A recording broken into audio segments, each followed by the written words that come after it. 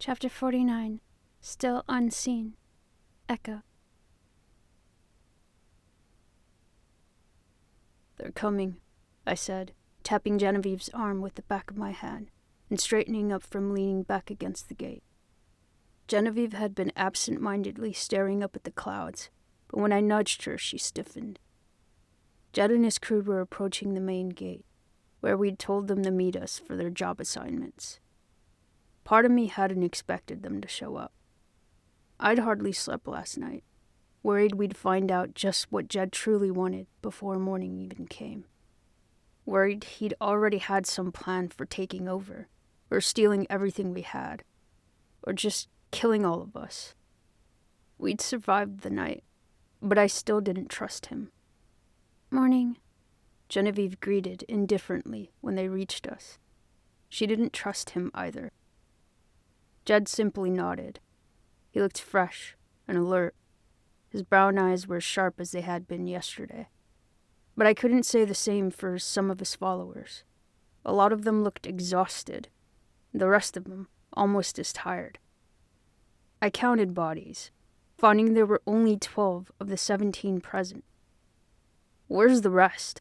I asked Jed, deliberately tilting my chin toward the group behind him. He turned to follow my gaze, and after he'd looked back at me, his eyes dropped momentarily to my wrist. I crossed my arms over my chest to hide the tattoo from view. It was already too hot for long-sleeve shirts again, or else I'd have cloaked the damn mark for good. "Keeping an eye on things," he answered. Genevieve met my eyes, and even though it appeared she understood my reservations, she avoided addressing it. "There's 2 options for everyone," she told him. "You can assign or let them pick for themselves." Jed nodded again, waiting to hear the options. "We need another hunting party. Meat is always scarce, and we could use some help with farming. Hunting party can bring anything back to the cafeteria. Farmers can go work with Conrad." She pointed at a large man waiting nearby to take some workers to the fields. "Okay," Jed replied casually. It looked like he was about to turn and start instructing people on where to go. But before he could get a word out, Genevieve said, "You and him." She pointed to Jed, and then to the tall, lanky man with the bite mark on his neck. "You can come with me and Echo first." Jed's eyes moved between Genevieve and I, and then to his companion before asking, "What for?" "One of our doctors wants to talk to you," I said. Jed let out a knowing and reluctant sigh, but motioning for the man to step forward. "Murph." Murph shuffled to Jed's side, and then Jed looked at Mia. "Make sure they do what they're supposed to do." Mia nodded, and Genevieve began to lead the way to the medical complex. I trudged along at her side, Jed and Murph silently on our heels. Dr. Isa wanted to examine the bite scar and find out if it really was from a feral. If so, he was hoping that he could take some blood samples to start finding out more about the parasite. As we walked, I took a stealthy glance backward, uncomfortable with having either of them behind me. When I did, I caught Jed's focus locked on my wrist again. It was hard to read what he was thinking about it. His eyebrows weren't tensed with thought, and he wasn't squinting for a better look or trying to get a better angle. He was sort of just lazily looking at it, with a blank curiosity in the absent curve of his lip. It wasn't until he saw he'd been caught that his mouth twitched, holding back a smile. Every time he smirked, it made my blood freeze, and if it was possible at the same time boil. Like my body couldn't decide between a fight or a flight response to the threat I instinctively knew he was. When we reached the urgent care, I held the door open for Genevieve, and then Murph. Jed was heading in last, and as he passed me, I murmured in irritation, "You know what it is. You could stop staring at it." He hesitated for a moment in the doorway, looking down at me with an amused glimmer in his eyes. He leaned over just enough so that he could whisper and no one else would hear. "You shouldn't be so ashamed of it." And then he continued in. I let the door swing shut behind me, following him inside with a glare. Casey was sitting in the cushioned chair behind the reception desk, while Samuel leaned his elbow against the front, and Micah was perched on the surface of the desk. Since Micah was around, I stayed standing on the outskirts of the group.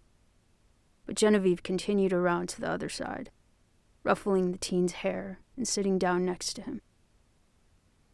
Jed and Murph strode all the way to the counter, but Jed's head turned back, taking note of my distance. He glanced around curiously, no doubt catching the subtle glare Micah was tossing my direction. This time his eyebrows did furrow with concentration, and he took in Micah, and then me, and then Genevieve. I didn't like how observant he was. Even if he didn't exactly know what the situation was, I didn't like that he was watching. "I'm Samuel Isa," the doctor interrupted Jed's focus, sticking out a hand to the newcomer. Jed shook with him, saying his own name, and then pointing to the tall man. "My brother, Murph." I was surprised to hear the relation, and I could tell Genevieve was too, because I caught the glance she gave me from across the room. Jed then put on a charming smile, extending his hand to Casey. "Casey," she introduced herself. Micah did the same when he was greeted. Not a moment later, April came shuffling out of the small office behind the desk. "Casey," she was saying, holding a small bottle in her hands. "I found the vitamins." She looked up from the bottle, appearing surprised at all the people standing around. "Oh, hello," she said to Jed and Murph, handing the bottle to Casey. "I'm April." Jed repeated his introductions, but all the while he'd been focusing on the pills given to Casey. "You're pregnant?" he asked with enthusiastic curiosity. Casey couldn't keep from beaming and nodded. "Congratulations. Who's the lucky guy?" Every word out of Jed's mouth irked me. I didn't want him knowing anything about anyone. Didn't want him finding weakness or attachments or leverage. Didn't want him gaining an edge over anyone he could hurt. "We're here for a reason," I interrupted pointedly, and hoping Casey wouldn't take offense, I added, "Sorry." "Some other time, then," Jed told Casey, passing me a perceptive smirk. "Right to it," Dr. Isa mused, taking a bold step forward so that he could get a close look at the scar on Murph's neck. It put him only inches away, and Murph instantly began to lean back, while his hand went to a pocket of his jeans, like he was reaching for a weapon. My own hand immediately brushed the grip of my pistol, but Jed must have seen it too, or knew it was coming, because he subtly pushed Murph's hand away from the pocket. "I wanted to ask you about this," Samuel continued, straightening away from Murph, completely unaware of the exchange I'd witnessed. It seemed I was the only one in the room who'd caught it. "Was it a pharaoh bite?" Jed's voice dropped in pitch, and he said deliberately, "We don't talk about that." "Right," Samuel murmured, put off by his tone. "It's just, you see, we're trying to develop a cure. If he survived the bite, then he could be the only one that—" "Does he look like he survived the bite?" Jed asked fiercely, and I watched Murph's hand go toward his pocket again. Everyone was still for a few moments, most of us startled at Jed's loss of temper. But then April stammered in disbelief. He's infected?" Jed's jaw clenched, and after shooting a ferocious stare at Genevieve, he glared at me, clearly not happy about the position that we'd put him in. If they wanted to stay, we wanted answers, and he knew it. "All I know is he hasn't been the same since," Jed answered lowly. "How so?" Dr. Isa asked, and he pulled a pad of paper and a pencil from his pocket. But Jed just stared with a defiantly cold, angry glower. Is he dangerous? Genevieve put in. Not if I'm watching him, Jed answered, and his eyes narrowed as he threatened. You even think of putting him in some kind of a cage. No, Samuel interrupted, urgently, shooting a pleading glance at Genevieve. We just have some questions. Murph, Jed instructed in a much softer tone, pointing at the chairs to the left of the entrance. Go sit. Murph trudged over to the seats obediently, but instead of sitting down in one, he stepped onto it, turned so that he was facing forward again, and then squatted down and folded his arms over his knees. How long ago did it happen? Dr. Isa asked, watching Murph studiously, even though he was speaking to Jed. Years, was the terse response. Is that as specific as you can remember? Samuel inquired. When after a few moments there was no answer, he finally pulled his gaze away from Murph. At seeing the aggravated scowl on Jed's face, the doctor nearly flinched. Okay. Can you tell me anything about the pharaoh that did it? Jed crossed his arms over his chest, sighing. It was smarter than the rest. The doctor's eyes lit up, and I saw recognition on everyone's face. The hunters. But Jed must have come into contact with hunters too, because he immediately added, Not as smart as they are now. Samuel hummed thoughtfully, tapping his pencil against his notepad. One of the first to evolve, April suggested. That's what I'm thinking, Dr. Isa agreed. Then to Jed. What were the symptoms like? Fever? Loss of consciousness? How many more questions you got? Jed asked, impatiently. Once again, Samuel appeared put off, and he looked over at Genevieve as if to see whether he was out of line, asking our guest all these questions. Genevieve gave him an encouraging nod. I'd like to get a blood sample. No, Jed said instantly. Perhaps some saliva, Samuel requested in the politest voice he could. It's less invasive. You're not poking him, Jed growled, unexpectedly furious again. You're not touching him. We're done here. He turned, waving for Murph to follow him. Let's go. But on his way out the door, he stopped in front of me, and I felt myself tense under his dark scowl. You ever corner me or my brother like this again, he whispered hotly, we're gonna have a real fucking problem. He stormed out the door with Murph, and while everyone else was looking around at each other in shock, I was still standing there anxiously.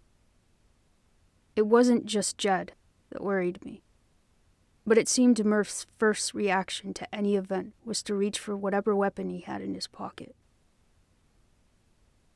Genevieve was the first to speak again, as she hopped off the desk. You guys need anything else? Samuel let out a dejected breath, shaking his head. Thanks anyway. I'll come back in a bit, Genevieve told Micah, and then she came around the desk, stopping when she reached me. Hey, she murmured, so the others wouldn't hear. You can take your hand off your gun now. I blinked at her, and it took a few seconds to finally feel the grip of the pistol in my fingers. I loosened and eventually removed my hand, giving her a small smile. She passed me, and as I turned to follow her out, I waved over my shoulder at everyone inside. What do you think his problem was? She asked about Jed, slowing until I caught up. I shrugged. But since she wasn't looking at me, she hadn't seen it. She glanced over at me for a response, and when I completed the motion again, she chuckled. You still on edge? She reached over with one hand, pressing her fingers into the muscles of my shoulder while we walked. They're up to something, I told her, and at seeing her massage wasn't getting the stress off my mind, she rolled her eyes and pulled her hand away. I don't know what they want. Food, medical supplies, ammo, but they're here for something. Maybe they just want a place to rest, Genevieve replied. like they said. I thought you trusted me, I sighed. I wanted to tell her about Murph in his pocket, but there was a small part of me that felt I was overreacting. I also wanted to tell her about Jed's fascination with my tattoo, but I didn't want to remind her about that part of me. Not even if she said she forgave me, because there was no reason yet for me to believe affectionate Genevieve was permanent. I do, She reassured me instantly, but I was too worried to give much of a response. Hey, She said, stopping and taking my face into her hands to make me look at her. I do, okay? But we've been trying to find a cure for forever. Murph survived a bite. I furrowed my eyebrows at that. It wasn't worth it to me. Let's not start freaking out until we have a real reason to. I pushed another sigh through my pursed lips and nodded. Now come on. Still holding my face, she gave it a playful shake. Just because we aren't making out right now doesn't mean you get to be all tense and mopey. I shot her a light-hearted glare, which she mimicked just to tease me. Get rid of that frown, She grumbled, but it was a happy grumble, and she punctuated each word with a shake of my face. All right, I laughed, shrugging her off so that she couldn't rattle me anymore. I set my teeth in an exaggerated grin, though I was still laughing. Better? Her eyes went straight to the corner of my mouth with that line, and her lips followed with a quick peck. Much. Every time she kissed me like that, it sent me reeling in the most innocent of ways. Now was no different. My grin faded to a genuine smile, and I blinked at her with the instant inability to form words. It had only been a full day, but I doubted if I'd ever get used to her being like this. The effect it had on me caused her lips to curl into an almost bashful smirk. And without saying anything else, she turned to head into the cafeteria. I followed her in, and after we'd both filled a bowl with stew, we went to a table. It was just Genevieve and I, and we were the only two people in here, besides a group working in the kitchen, since we'd gotten such a late start, waiting for Jed's crew.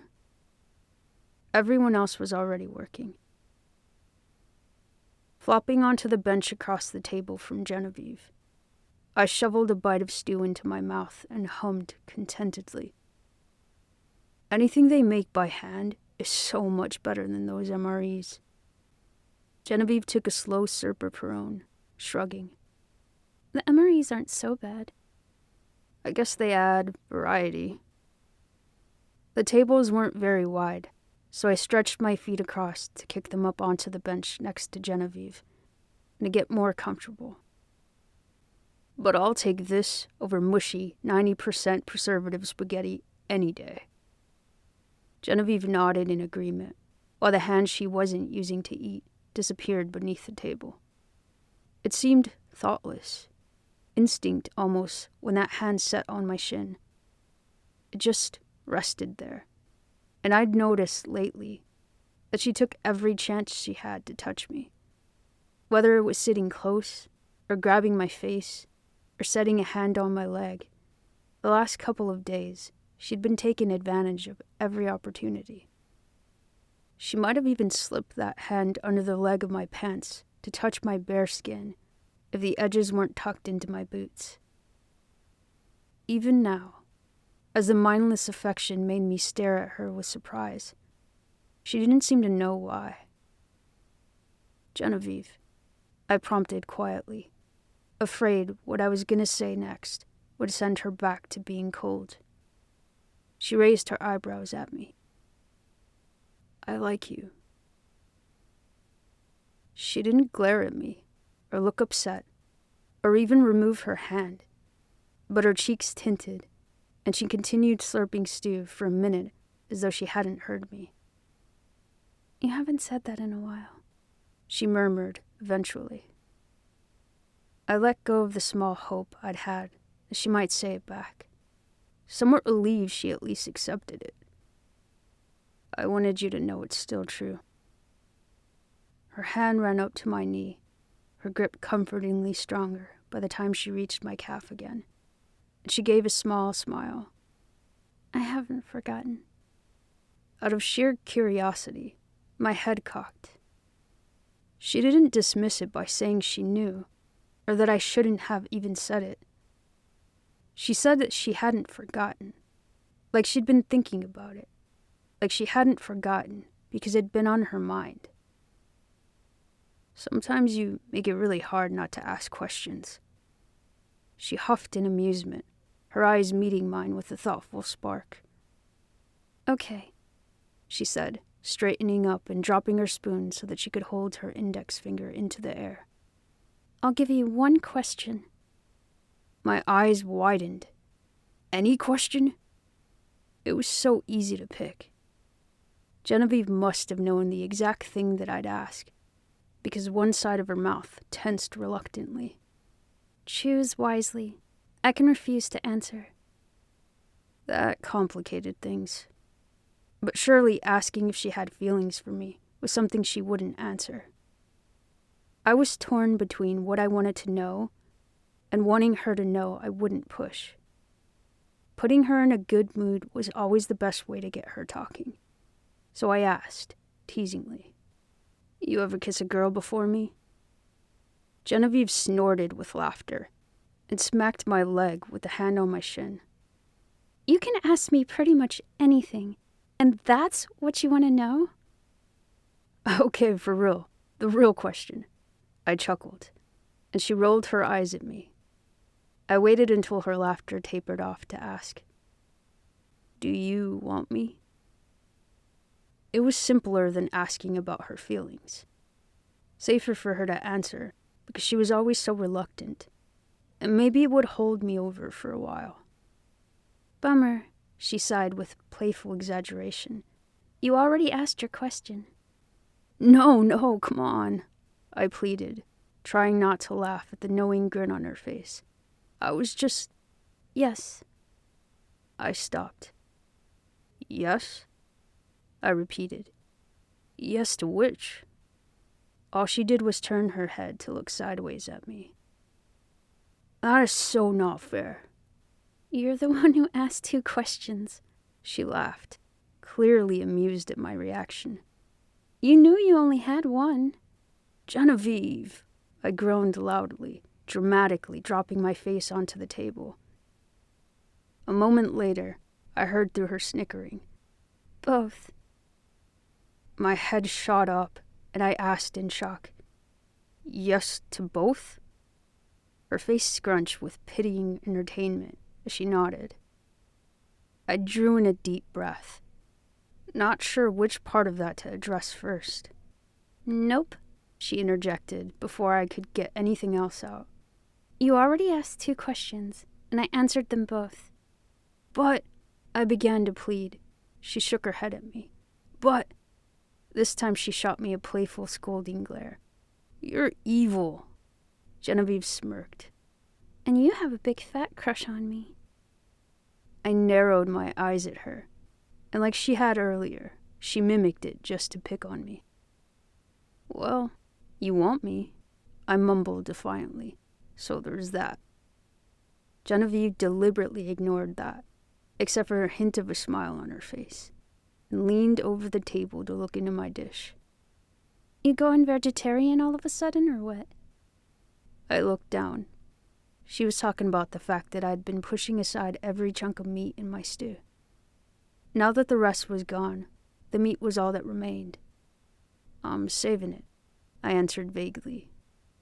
We have enough food, she told me, forehead creasing curiously. You don't have to ration your meals. I know, I said, picking out the smallest piece and eating it just to satisfy her. Don't worry about it. Okay, crazy, she chuckled, standing because we were both finished. You hanging out with Micah today? I asked, scooping the meat into my napkin so that I could put it into my bag, and ignoring the weird look Genevieve was giving me. Yeah. She shook her head at me for the meat, and I could practically hear her teasingly think the word crazy again.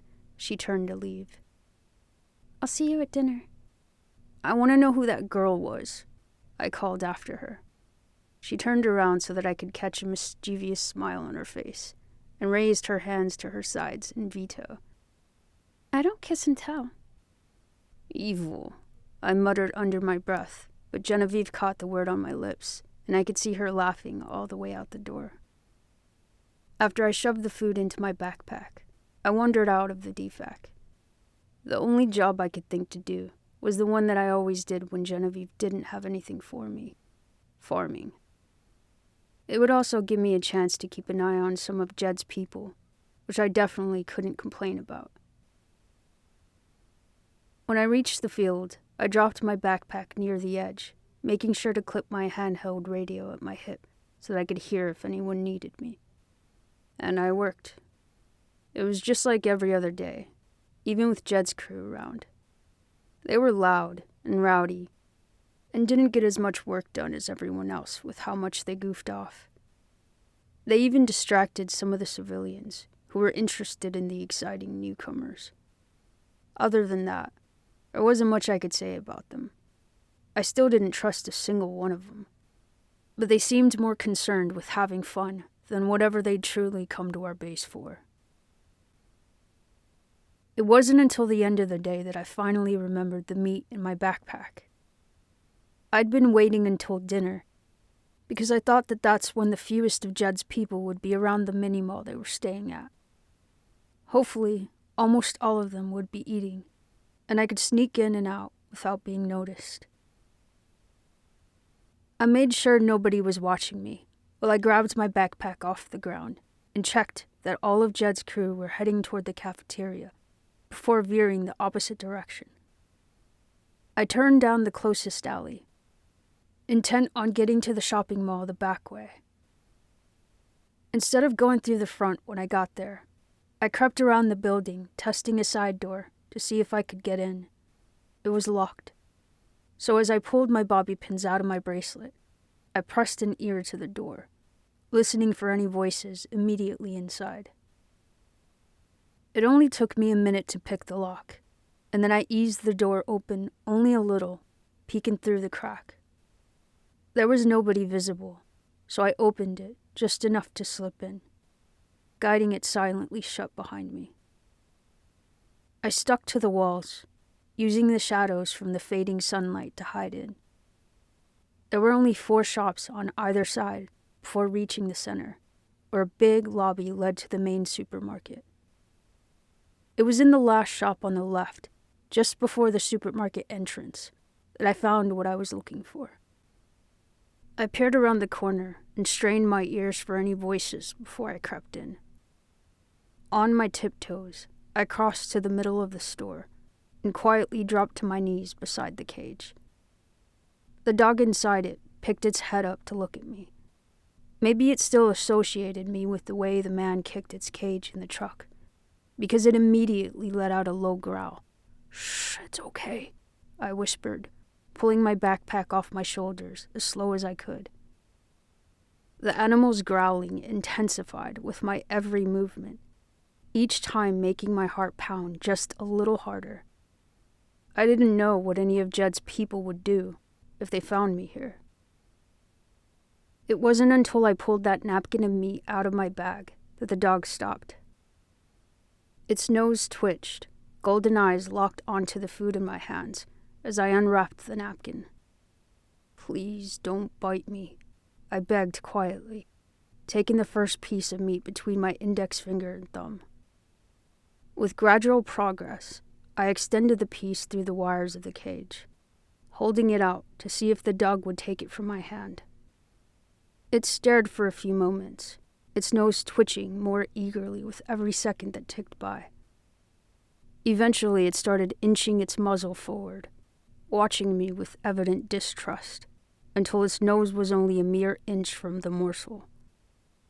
Its upper lip curled, as if warning me not to try anything, now that it was close, and a moment later it snatched the meat from my fingers. The swiftness of it scared me so bad that I fell backward onto my butt. But the dog hadn't so much as brushed a finger with its teeth, nor did it so much as chew.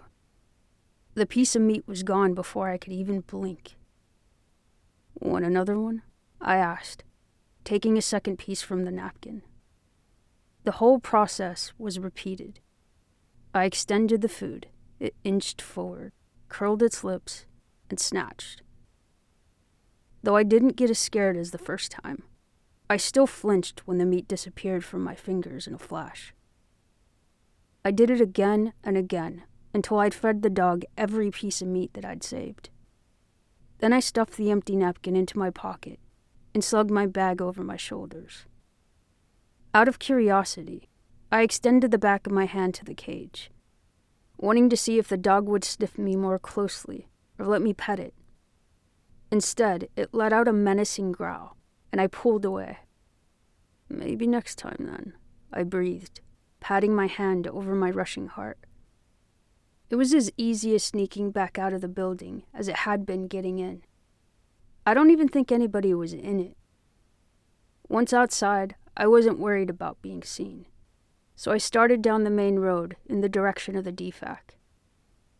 It was because I was on the main road that I passed by the armory, and what I saw set my teeth on edge.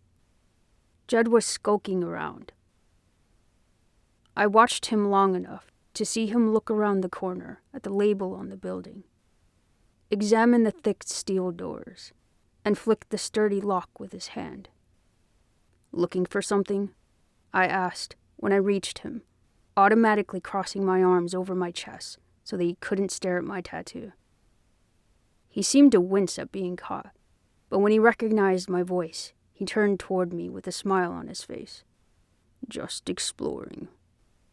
"There's nothing in there for you," I told him bitterly. Weapons had been one of my guesses as to what Jed wanted from us, and the fact that he was investigating the armory further confirmed that. He reached out to give the lock another nudge. "But there is something in there." Just like I knew they would. When he glanced back at me, his eyes searched for the mark on my arm. "I told you to stop looking at it." "I'm curious is all," he explained. "What's a raider doing in a place like this?" "You tell me," I retorted flatly. Jed chuckled, taking a single step toward me. I didn't know why he came forward, but out of instinct, my arms dropped, my hand falling toward my pistol. He immediately stopped, throwing up his own hands with a smirk. "You're aggressive."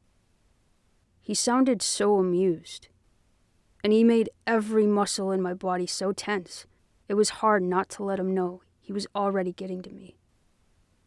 "If you think I'm aggressive, then you should let Genevieve catch you snooping around." "Genevieve doesn't scare me," he said, casually leaning back against the door of the armory.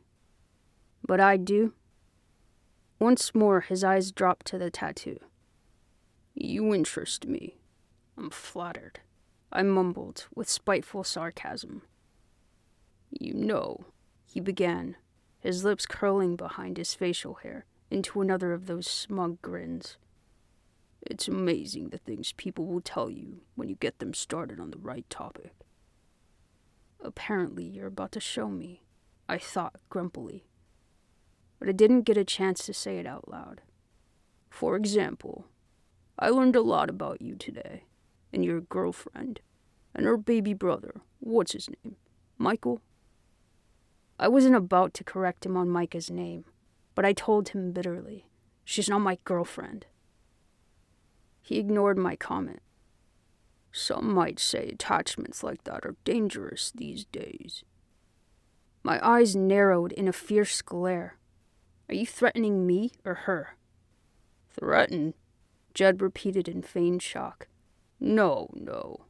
I like to think of it as a friendly advice." "Funny," I mused humorlessly. "I wouldn't say a single word out of your mouth is friendly." "Yeah?" he asked curiously. What makes you so sure? Experience, I answered. Judd grinned. Let's talk about that. Sure, I agreed with clear acidity. And then we'll talk about how your brother survived the bite. Shouldn't you be watching him? His jaw set for only a moment in an uncontrolled scowl. Then he managed to recover his look of amusement. The more you say, the more interested I get. Damn, I breathed in exaggerated disappointment. I was just thinking the opposite about you. Echo, echo, echo. Judd laughed, shaking his head, but when he looked at me again, I could see a new malice in his eyes. You feel like you fit in here. My lips pursed with instant irritation. Are the people here comfortable knowing where you came from? What about Genevieve? When I glared at him, his eyebrows rose with intrigue. I heard she used to hate you something fierce. Your own girlfriend. She's not your girlfriend, Judd interrupted. Yeah, I got that part. And why not? My relationships are none of your business, I sneered. Judd's endgame was unclear, but I was figuring out real fast how he planned to get there. He was a talker. He'd been here one day, and already he'd figured out how to get under my skin. He was a pro. I just want you to be happy, he said, in the most aggravatingly sincere voice I'd ever heard. If you think she'll ever really be able to let it go, well, my educated guess is you're kidding yourself.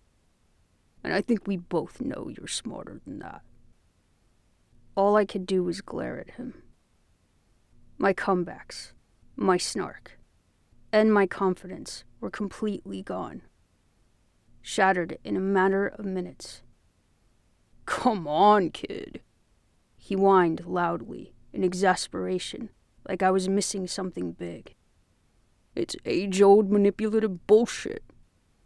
He was so inconsistent. I couldn't prepare myself for what would come out of his mouth next, because I had no idea. But everything he said had the exact effect he wanted it to. She is never gonna accept you. Not the way you are. My eyebrows furrowed with confusion and an underlying twinge of pain. Tell me she hasn't tried changing you, he challenged, eyes lapping up the hurt on my face. Molding you into something different, something better. The only thing that crossed my mind was Hayden. Genevieve was desperate for Hayden. She had been since the beginning. She'll try to tame you. And you know what? No matter how hard you try, it's never gonna be good enough. And that's how she'll keep control. How she'll keep you in line. By keeping you on your toes. Keep you walking on eggshells. And the moment you fuck up, it's because you used to be a raider. That's not her, I protested weakly, swallowing back the sickening panic rising in my chest. Okay, he consented, shrugging indifferently, like he couldn't care less. One more piece of advice. You ever start to think I'm right, run. You try too hard, too long to prove yourself to her, and I promise you, it'll get you killed. I didn't know if he was masking another threat, or if he was actually offering advice this time, but he'd gotten so deep under my skin that even though I tried to stay strong, my voice came out a hollow question. What do you care?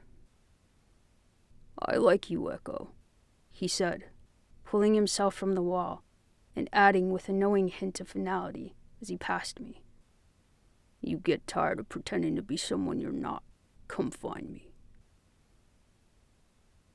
I just watched him walk away, an overwhelming anxiety steadily forming in my gut.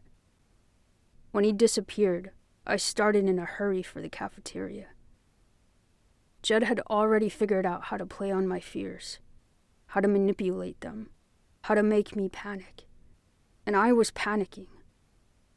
I'd always be a raider. I'd never escape it. And some part of Genevieve would always hate me for it. She'd never want to be with me, never be my girlfriend, because I'd always be a raider. Always Echo. Always something she could never truly love.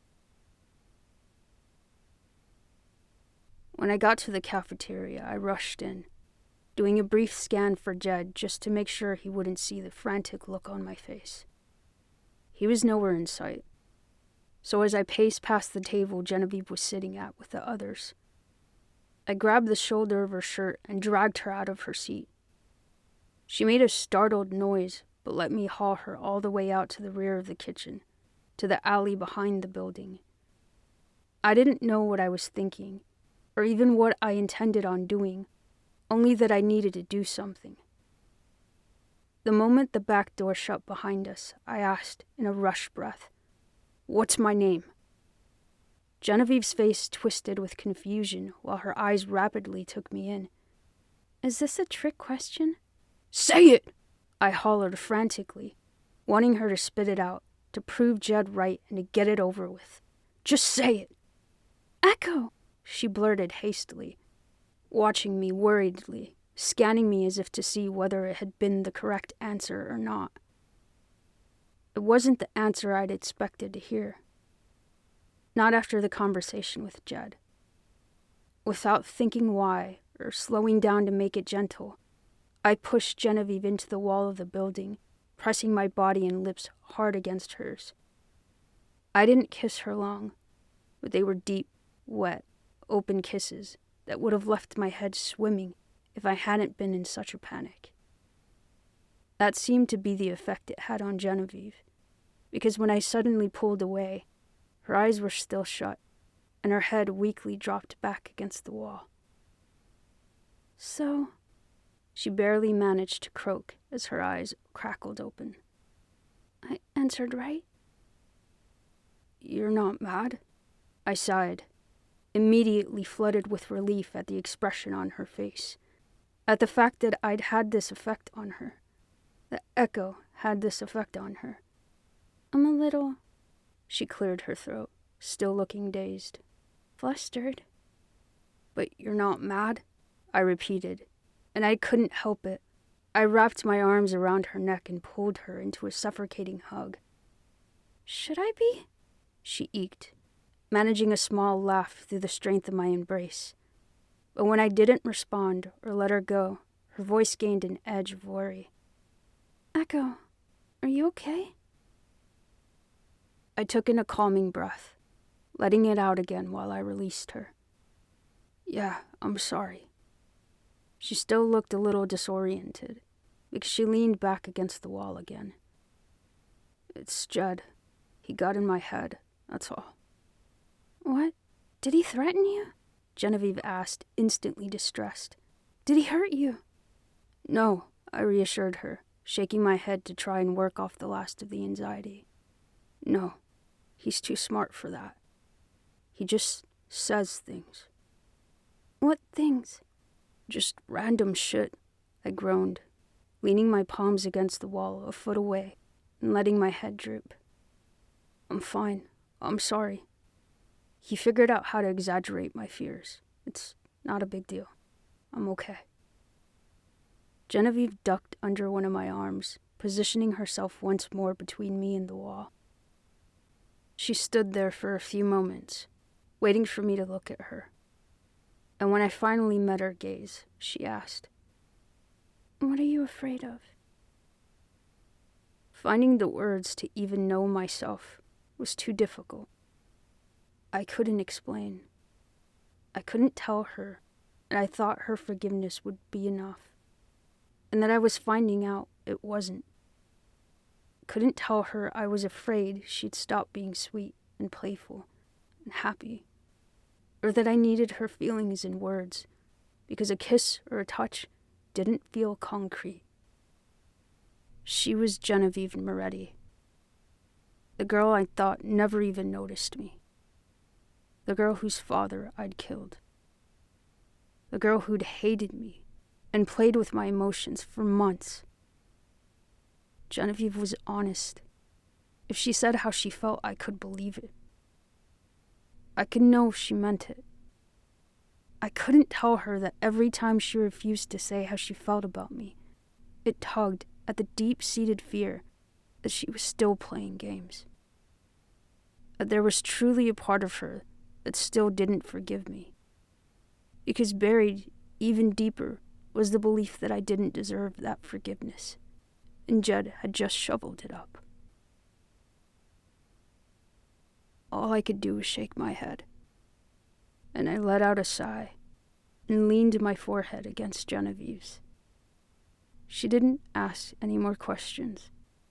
She just let me stand there for a minute in silence, gathering my composure.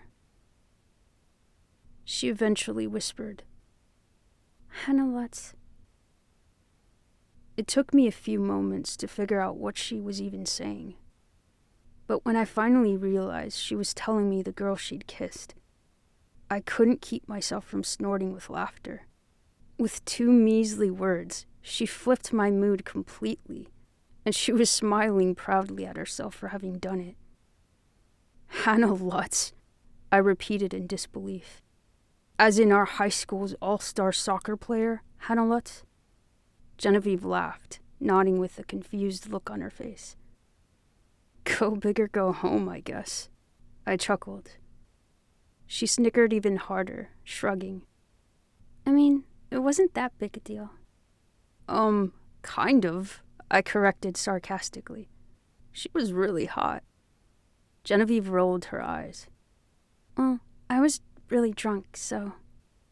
Wow, I mumbled, huffing with amusement. Genevieve raised one eyebrow at me for explanation. Don't laugh, I ordered, before telling her what I was thinking. She nodded eagerly. You're out of my league. Despite her agreement not to laugh, she laughed right in my face. Hey! High school was forever ago, she cackled. So? I asked expectantly. So? It's not even... She stopped to continue snickering. That's not... She didn't seem to know what she wanted to say.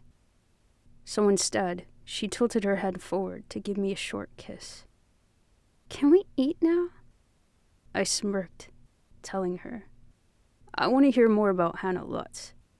Oh my God, she groaned, but there was an entertained smile on her face, while she ducked out from between my arms to head back inside. Was she a better kisser than me? I asked teasingly, following after her. Echo? I don't remember. Then say no, I told her, more than amused by the fact that she was blushing. Fine, no, she said, and when I pumped my fist happily, she gave me a playful push. You're so obnoxious.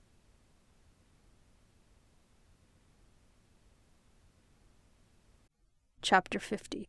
Wrapped in Full. Genevieve. Arriving at the medical complex, I expected to see the lights on, but I was a little surprised to find Casey was there. I'd been heading to Echo's room in the barracks to turn in for the night when Micah came by, telling me that Dr. Isa had a quick question. Even Micah had gone to his room after letting me know, but Casey was still there, doing something. I smiled at her in greeting, striding over to the reception desk where she was sitting. Samuel's here, right? He's waiting for you, Casey confirmed, pointing down the hall toward the rooms. I craned my neck to try and get a good look at the office behind the desk, where April had established her sleeping quarters. Is April with him? Casey shook her head, so I smiled once more thankfully, and started for the exam rooms to find the doctor. He was poring over some writing in a notebook when I walked in, so engrossed in it that he didn't even see me. Evening, doctor. Genevieve, he said, glancing up. Hello. Micah said you needed me? Samuel closed the notebook, straightening up and setting his hand on the cover, appearing almost reluctant to speak. I have, a request. To be taken entirely at your own comfort. Okay. I mumbled unsuredly, his reluctance making me a little nervous to hear it. In regards to the hunters, he began. I've theorized that the parasite is evolving within its host. He paused as if to make sure I understood. I nodded. Murph was bitten by one of the earliest. Now Jed says that he hasn't been the same since the bite, but Murph appears to show limited signs of infection. The doctor paused again, so I urged him on with, I'm following so far. I believe there may be a direct connection between evolution of the parasite and transmission of the infection. My eyebrows furrowed. He'd lost me. Meaning? Samuel took a deep breath to explain in one wind. I don't know if it's something in the blood, or the offspring in its host bodily fluids, or if it's the parasite itself, but the hunters might not be as contagious. My bottom lip jutted out with approval. That's an interesting theory. Thank you, he said, giving a small smile. It faded quickly, though, and he added hesitantly. Jed won't let us take any samples from Murph, and I can't explore the theory without sample. He stopped, watching me to see if his request would sink in without having to actually say it. It took almost a minute for me to fully grasp what he was asking, and then the only word out of my mouth was a breathed, "Oh." He wanted us to bring him a hunter. I know it's a big request, he said apologetically. It's logical, I told him with a shrug. My mind was going a mile a minute. Aside from the fear of trying to catch one, was the excitement that we might be on the verge of a breakthrough. If we could somehow manage to bring a hunter back, it could change everything. But I wouldn't even know where to find one, or how to get it back. It doesn't need to be alive, Samuel said hastily. All I need is blood, saliva, and... My eyebrows rose curiously. At least the head. I'd like to examine the parasite firsthand. I let out a heavy sigh, letting it all sink in. Someone mentioned the attack on your old camp was a group of hunters. But if it helps, in my experience, they usually hunt alone. That made it a little better, but I needed time to think about it, and maybe to see what Echo thought. Let me sleep on it. I'll do everything I can. He gave a genuinely grateful smile. Thanks. I nodded and turned to leave, but something stopped me before I could set foot out of the room. I swiveled back around, striding to the table where Samuel had reopened his notebook. Can I ask you something? He nodded, closing the book once more. Is Micah okay? The doctor's tanned forehead creased unsuredly, accentuating the crow's feet on either side of his sunken eyes, and his head cocked as if for clarification.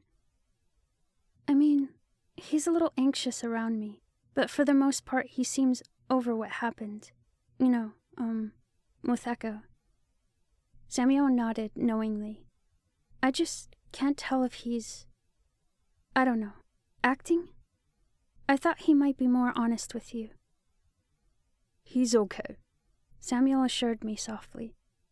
He was upset after Echo, but I think even if he doesn't like her, in some ways, he gets it. I couldn't help letting on a small, relieved smile. He used to talk about you all the time, just reminiscing, not thinking he'd ever see you again. Really? I asked, almost happily. Samuel nodded. He might not admit it to you, because he's ashamed, but he knows what he tried with Echo was a mistake. He won't risk losing you again, and I say that with utmost confidence. Thank you, Samuel. His chin dropped in acknowledgement. Have a good night. I left the exam room and trudged back out to the reception area, where Casey was sitting at the desk. Curious what she was doing here at this hour, I went over, leaning my arms against the tall surface opposite her. You're here late? Yeah, she agreed knowingly and held up a book she was reading. One of the women found some books she wanted to give me, I just came by to pick them up. The one she was reading right now was a pregnancy book, but I pushed onto my tiptoes to get a better look at the stack of others on the desk beside her. One of them in particular caught my eye, and I reached over to pick it up. Wow, I laughed, reading the title. It was an old children's book. Could I maybe borrow this one? One of Casey's eyebrows rose with intrigue, but she shrugged nonchalantly.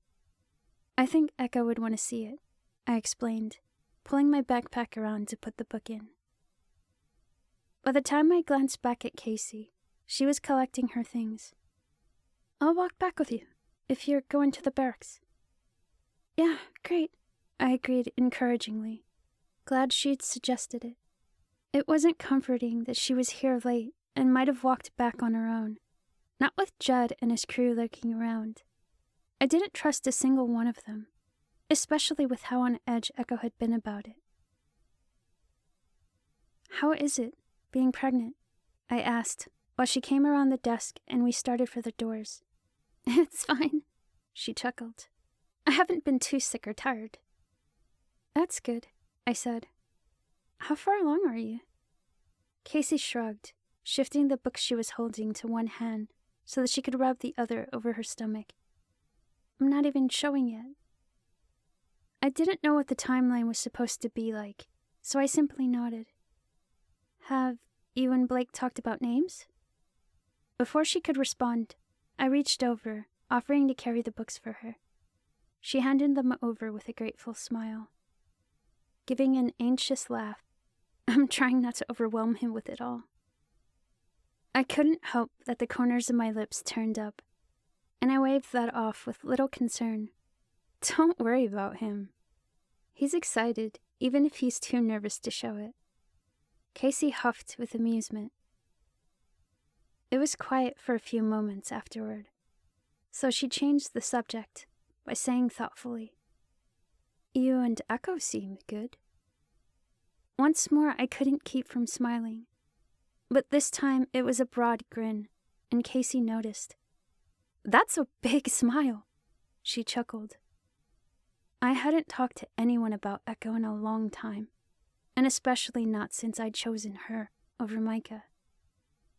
Casey had been around for all of the developments of our relationship, and now I felt an intense desire to get it all off of my chest. I think a lot of that was due to the excitement. We are good, I agreed happily. I don't know, it was like once I forgave her, and really admitted to myself how I felt about her, all those feelings just hit me full force. It was about time, Casey giggled teasingly, and I adjusted the books to nudge her with my elbow. I was fighting it, I admitted, sheepishly ducking my head.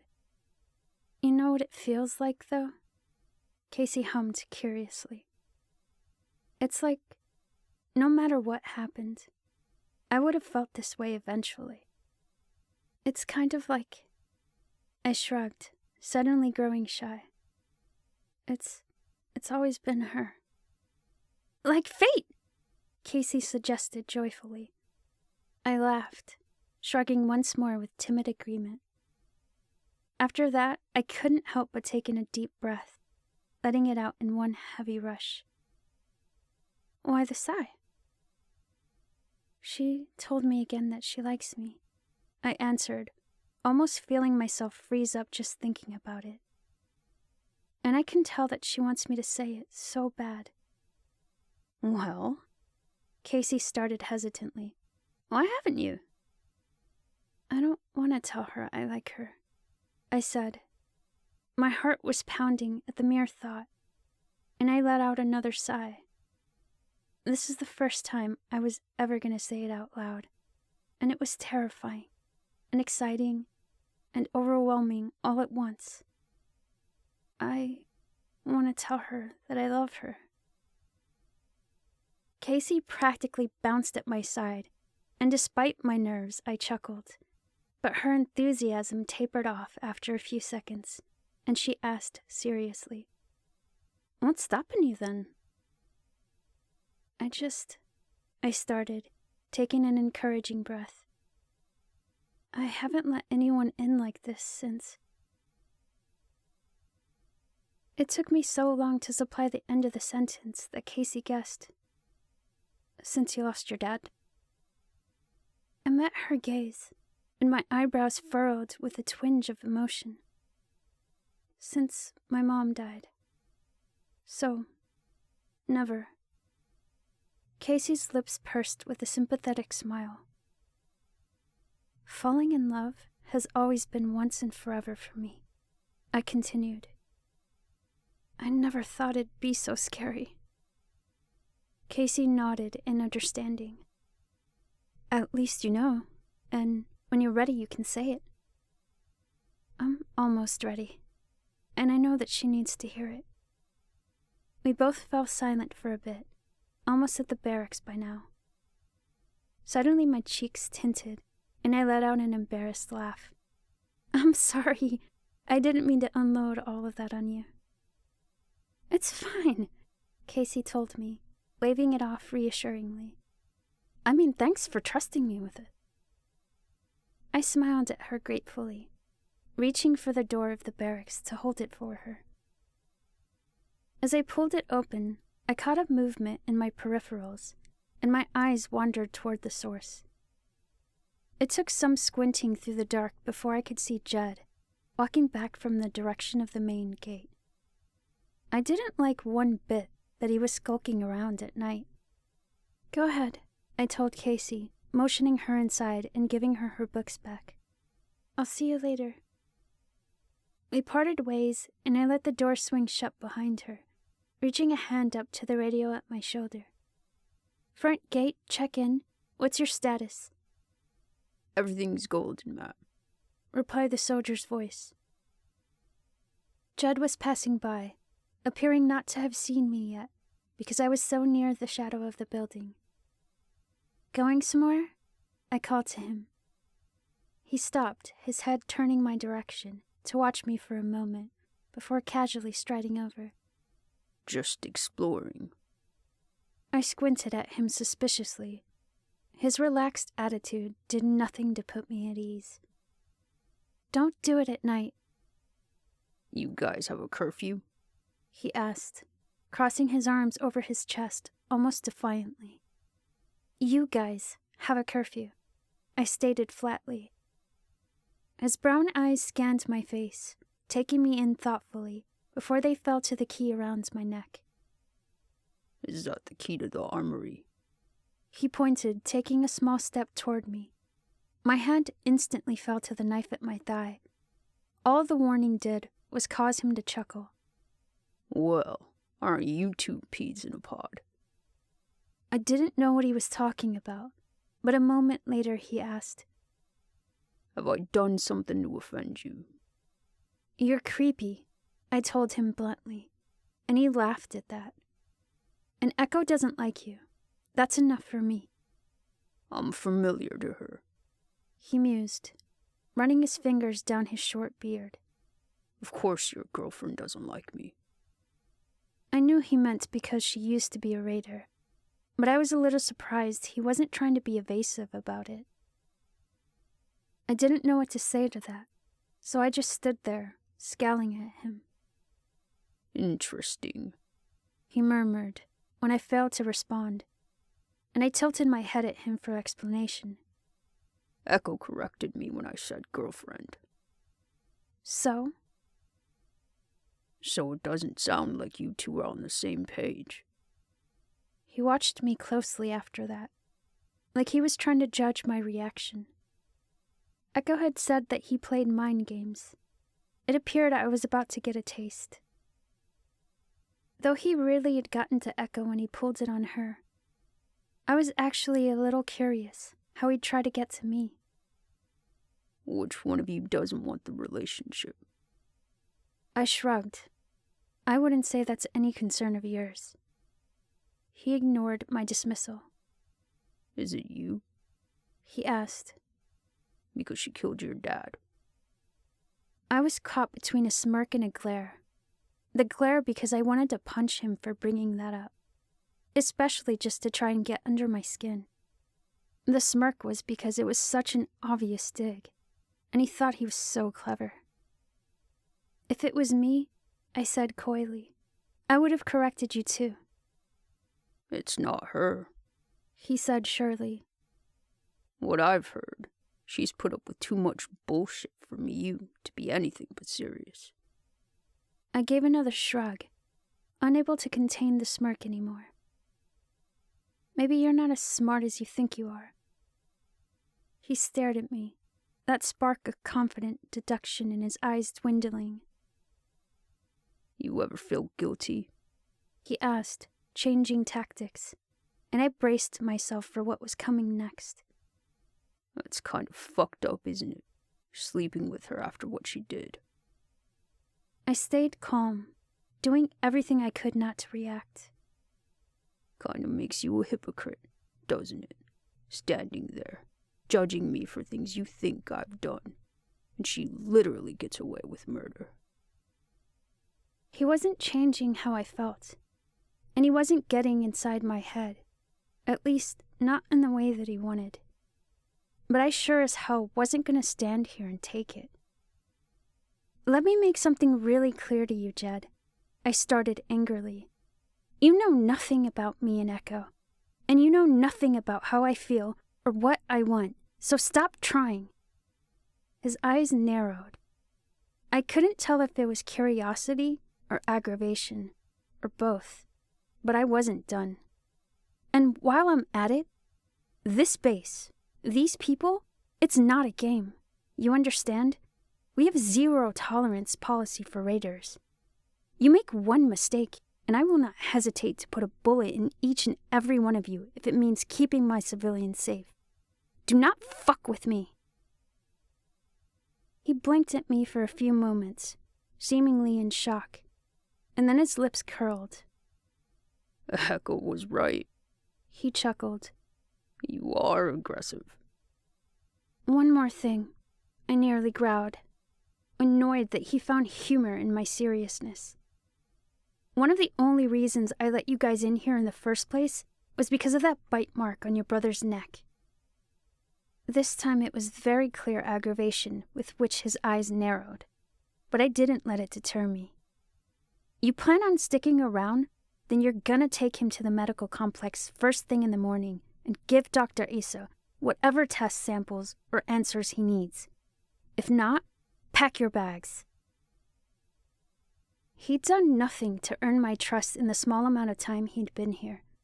On the contrary, the more he spoke, the more I realized that Echo had been absolutely right about him. He was sarcastic and manipulative, but more than that, there was a darkness behind his brown eyes that sent alarms blaring in the most primitive parts of my mind. Watch his hands. Don't get too close. Stand your ground, but don't push him too far. But I was being completely honest with him. The only reason I hadn't kicked them out yet was because of Murph. We'd been searching years for a breakthrough with the infection, and I wasn't the only one who didn't want to let this chance slip away.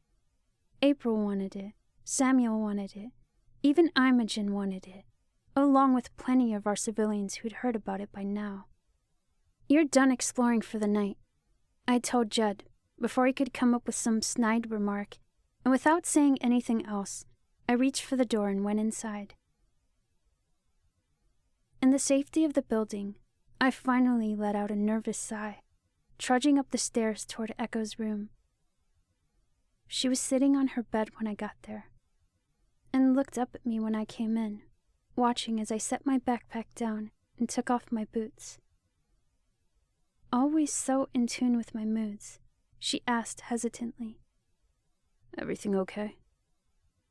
Yeah, I nodded, pushing myself off the couch.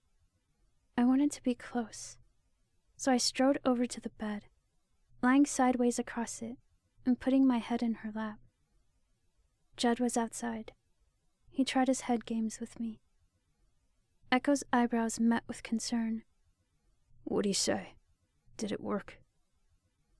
He tried making me feel guilty about you, I told her.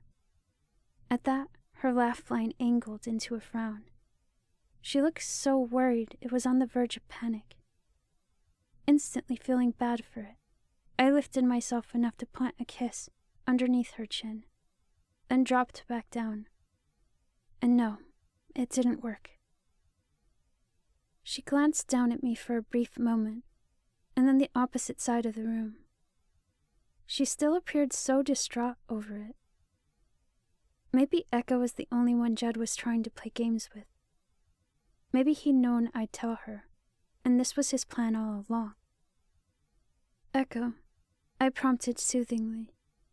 I grabbed her hand and brought it up to my lips, and after brushing her fingertips against my mouth, I set the hand flat on the top of my chest, placing both of mine over it.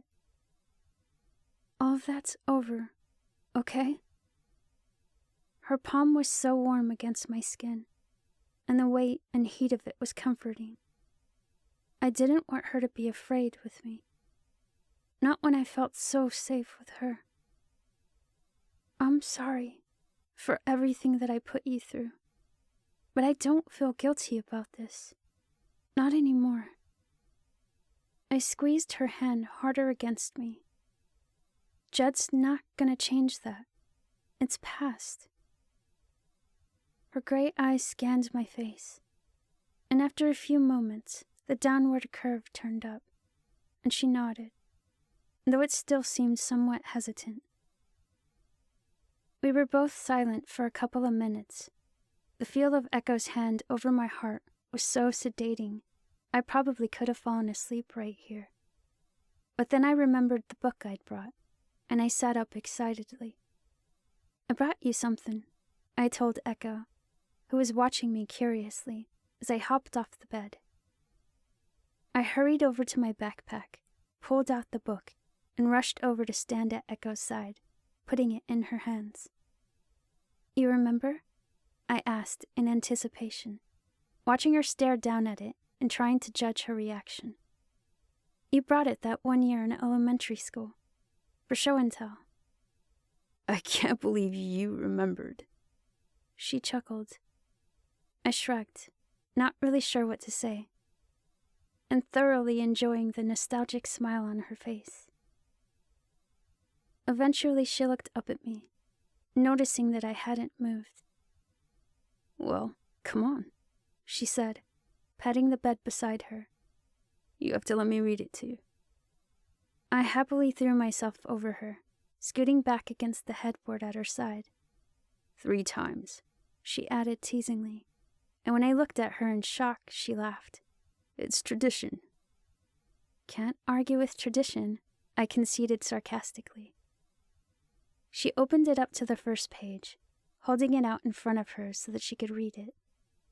I listened the whole time, mainly just taking in her voice. But after a minute, my neck got tired of craning to see the pictures. I'd begun leaning further into her in order to see better. But what I didn't realize was that my weight was pushing her sideways. She managed to get to the last page before giggling. You're gonna knock me off the bed. And repeatedly nudged me over until we were sitting straight again. Move your arm then, I grumbled lightheartedly, lifting her arm over my head so that I could scoot closer to her side where I'd have a better view. Now I can see. After I scooted, her arm continued to hover in the air where I'd left it, and her head turned so that she could look at me. It was completely obvious by the shy glimmer in her eyes that she wasn't sure she could put it over my shoulders. We'd never really cuddled before. Usually she was bold with pushing boundaries, but it must have been the fact that I was staring back at her, that she wasn't sure whether or not to go through with it. Maybe I should have been more encouraging, but the hesitation and adorable blush coloring her cheeks made it impossible not to just stare, waiting to see what she'd do. It got so tense in the stillness until eventually she whispered, Why are you staring at me? I'm curious how long until your arm gets tired, I answered, doing a poor job of holding back an amused smirk. Echo squinted at me suspiciously. You're being a tease right now, aren't you? All I did was buoy my eyebrows. So with a laugh, she gave in and dropped her arm across my shoulders. 2 more times to go, I reminded, wiggling into her even more. She picked up reading, holding the book with one hand and letting me turn the pages for her because her other arm was around me. It was such a short book, it didn't take long for her to finish. And when she was done, she reached over to set it gently on the floor. It's a cute book, I told her. She nodded with agreement. It was my favorite when I was a kid. Her arm was still draped across my shoulders, her hand dangling by my neck. It was so hard lately to stop touching her. Any time she was close, it was the only thing that I wanted. Now I reached up to her dangling hand, slipping my fingers through hers, and I was close enough to her side that when I did it, I felt her taking a deep breath. Curious whether it was good or bad, I glanced up at her, finding that though she was trying to contain a smile, her laugh line was contentedly deep. I liked making her smile, so even though I couldn't see it, I leaned my head on her shoulder, knowing she'd be even happier because of it. A few more silent minutes passed. I was content just sitting here, feeling Echo breathe, feeling her thumb run over my hand, savoring the first time we ever just were. She was the first to speak again. She started hesitantly. How are you holding up? She seemed to know that I didn't understand what she was asking, because she added, With being commander and stuff. I shrugged, not entirely sure how to answer that. The anxiety wasn't as bad. I was adjusting. I was only 8 when my mom died. You knew that? The response that came to mind wasn't a direct one, but it was the only one that I had to fully explain, to tell Echo how I truly felt. And it was the first time in my life that I felt comfortable enough to talk about it. She nodded. Micah was just a toddler.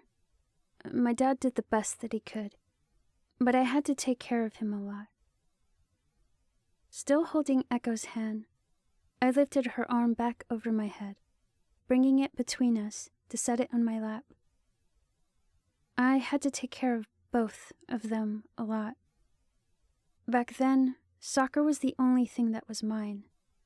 It was the only time I really got to do something just for me. Usually, I never wanted it to end, because when I went home, I'd go back to being Mom. Echo supplied understandingly. Sometimes I felt like such an asshole for not wanting to go home. I felt so selfish. Echo's thumb was still stroking my hand, but to fidget mindlessly, I unfolded her fingers so that I could play with hers. After the outbreak, when I lost my dad and Micah, Echo tensed against me, as though she was afraid I'd get upset with her. I was devastated. You know that too. But after that was the first time in my life I didn't have to worry about anyone but me. It was simple. I shrugged, lacing our fingers together again. I've always been okay at this, I guess. At leading. But it's not what I'd have chosen for myself. I didn't realize the weight of everything I'd said until the moment after I finished. When it sank in, I shifted to look up at Echo. I never told anyone that before. She gave a soft smile, her hand tightening around mine. Your secret's safe with me. Would you, maybe? I began, hoping Echo wouldn't get defensive. Tell me something about you? You mean from before? Echo said knowingly, and when I nodded, her eyes took me in. She considered it for a long moment, hesitation etched in every curve of her face, before answering. Okay. Like what? I couldn't help but grin, eager for whatever information I could get out of her. I don't know. Anything. She hummed thoughtfully, silent for another minute. You want a memory? A funny one? I nodded instantly, and already thinking of the memory, Echo chuckled to herself. It made me want to look at her, to see her smile and her laugh line, while she was telling me. I pulled away, shifting on the bed to face her. The curve in her lips fell the moment I did. Come back, she whined, patting the spot next to her.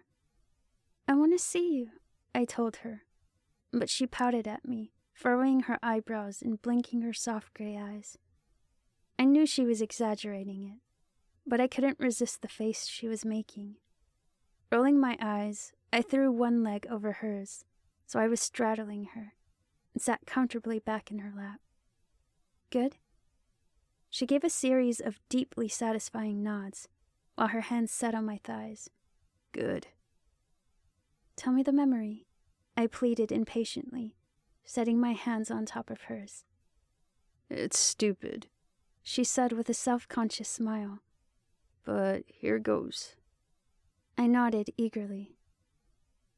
When I was a kid, I used to go into my sister Millie's room and take her fashion magazines. I liked looking at the pretty girls in them. And it annoyed her, so that was a bonus. I snickered, already amused. Sometimes, like this time in particular, I'd really want to be a little brat, so I'd take it right out of her hands. How old were you? I interjected with a curious grin. 10? She answered unsuredly, and I nodded again. Okay. Her voice picked up with recollection. So, this time I bust into her room, snatched the magazine out of her hands, and book it for the hallway. Millie wasn't about to chase me all over the house, right? So she stops at the door and yells, "Hayden, get back here!" Echo was trying to tell me the story through her own reminiscent laughter, and the smile on her face, mixed with my own amusement, already had me giggling. My other sister, Becca, hears the commotion and cuts me off right by my getaway to the stairs. But she's seen this happen so many times, she's tired of it. Echo paused to take a breath, and I leaned forward with interest, waiting to hear what happened next. Before Millie catches up, Becca says to trade with her. I'm young, so I'm thinking I won't get caught red-handed if I trade magazines with Becca, so I give it to her. I nodded, humming with interest. And Becca puts a Playboy in my hands.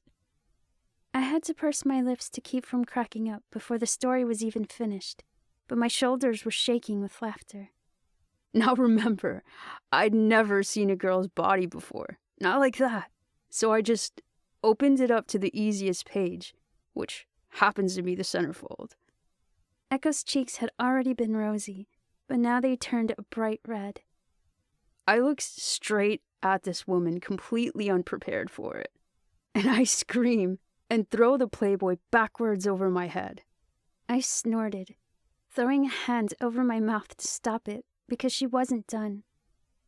My dad's coming up the stairs to see what all the noise is about, and the magazine goes flying, and the centerfold hits him square in the face.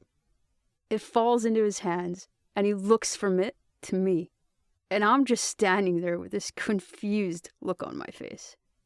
Echo buried her face in her hands to hide the embarrassment as she finished. And then he looks from Millie to Becca and goes, "Are you trying to scare the kids straight?" I fell sideways off of Echo because I was laughing so hard. It was so bad, I had to slap my hand against the mattress, struggling just to breathe. "Oh my God!" I wheezed, pushing myself back up into Echo's lap and grabbing her face. "They traumatized you!" I got over the shock, she said with a laugh. obviously. I was still cackling, so I curled forward to laugh into her shoulder. I'm glad you like it. It took a minute for my amusement to die down enough that I straightened up again. More than I'd liked the actual story, I liked how Echo looked while she was telling it, and how she'd even said her own name and didn't seem to notice. So they always knew? I asked curiously, and for some way to touch her, I reached behind her head, pulling her hair out of its messy bun so it would fall over her shoulders. That you were into girls? She simply nodded, falling silent and watching me closely for a minute while I brushed my fingers through the ends of her hair.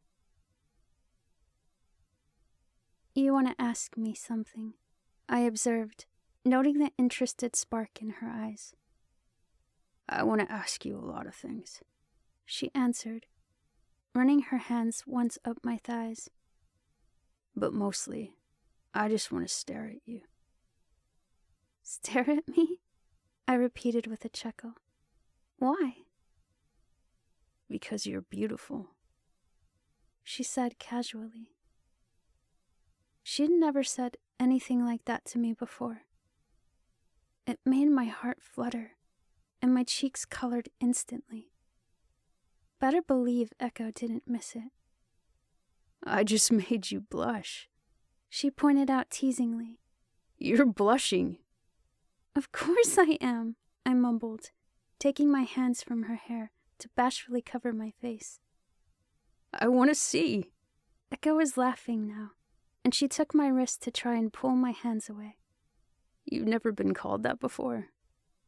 Not by you, I told her, giving in to my growing embarrassment and dropping my arms. It's different coming from you. Why is it different? She chuckled. One corner of my mouth turned up in a small smile, and I gave a timid shrug. Everything's different with you. At that, she sort of just stared at me, her eyes running back and forth over my face. It didn't appear she knew what to say, or that she was confident in what I was implying. Maybe I shouldn't have gotten that serious in the first place, because I didn't have the nerve to tell her how I felt tonight, and now she was clearly wondering. I want to ask you something, I said before she could ask any questions. She blinked away her intense focus to nod. Can I sleep here? Her eyebrows furrowed in confusion. You already sleep here. In response, my gaze dropped to the mattress beside us, and Echo followed my eyes. You mean, on the bed? She asked in shock. When I nodded, she added unsuredly. With me? Well, you'll be here, I pointed out, and I'll be here, so, yeah.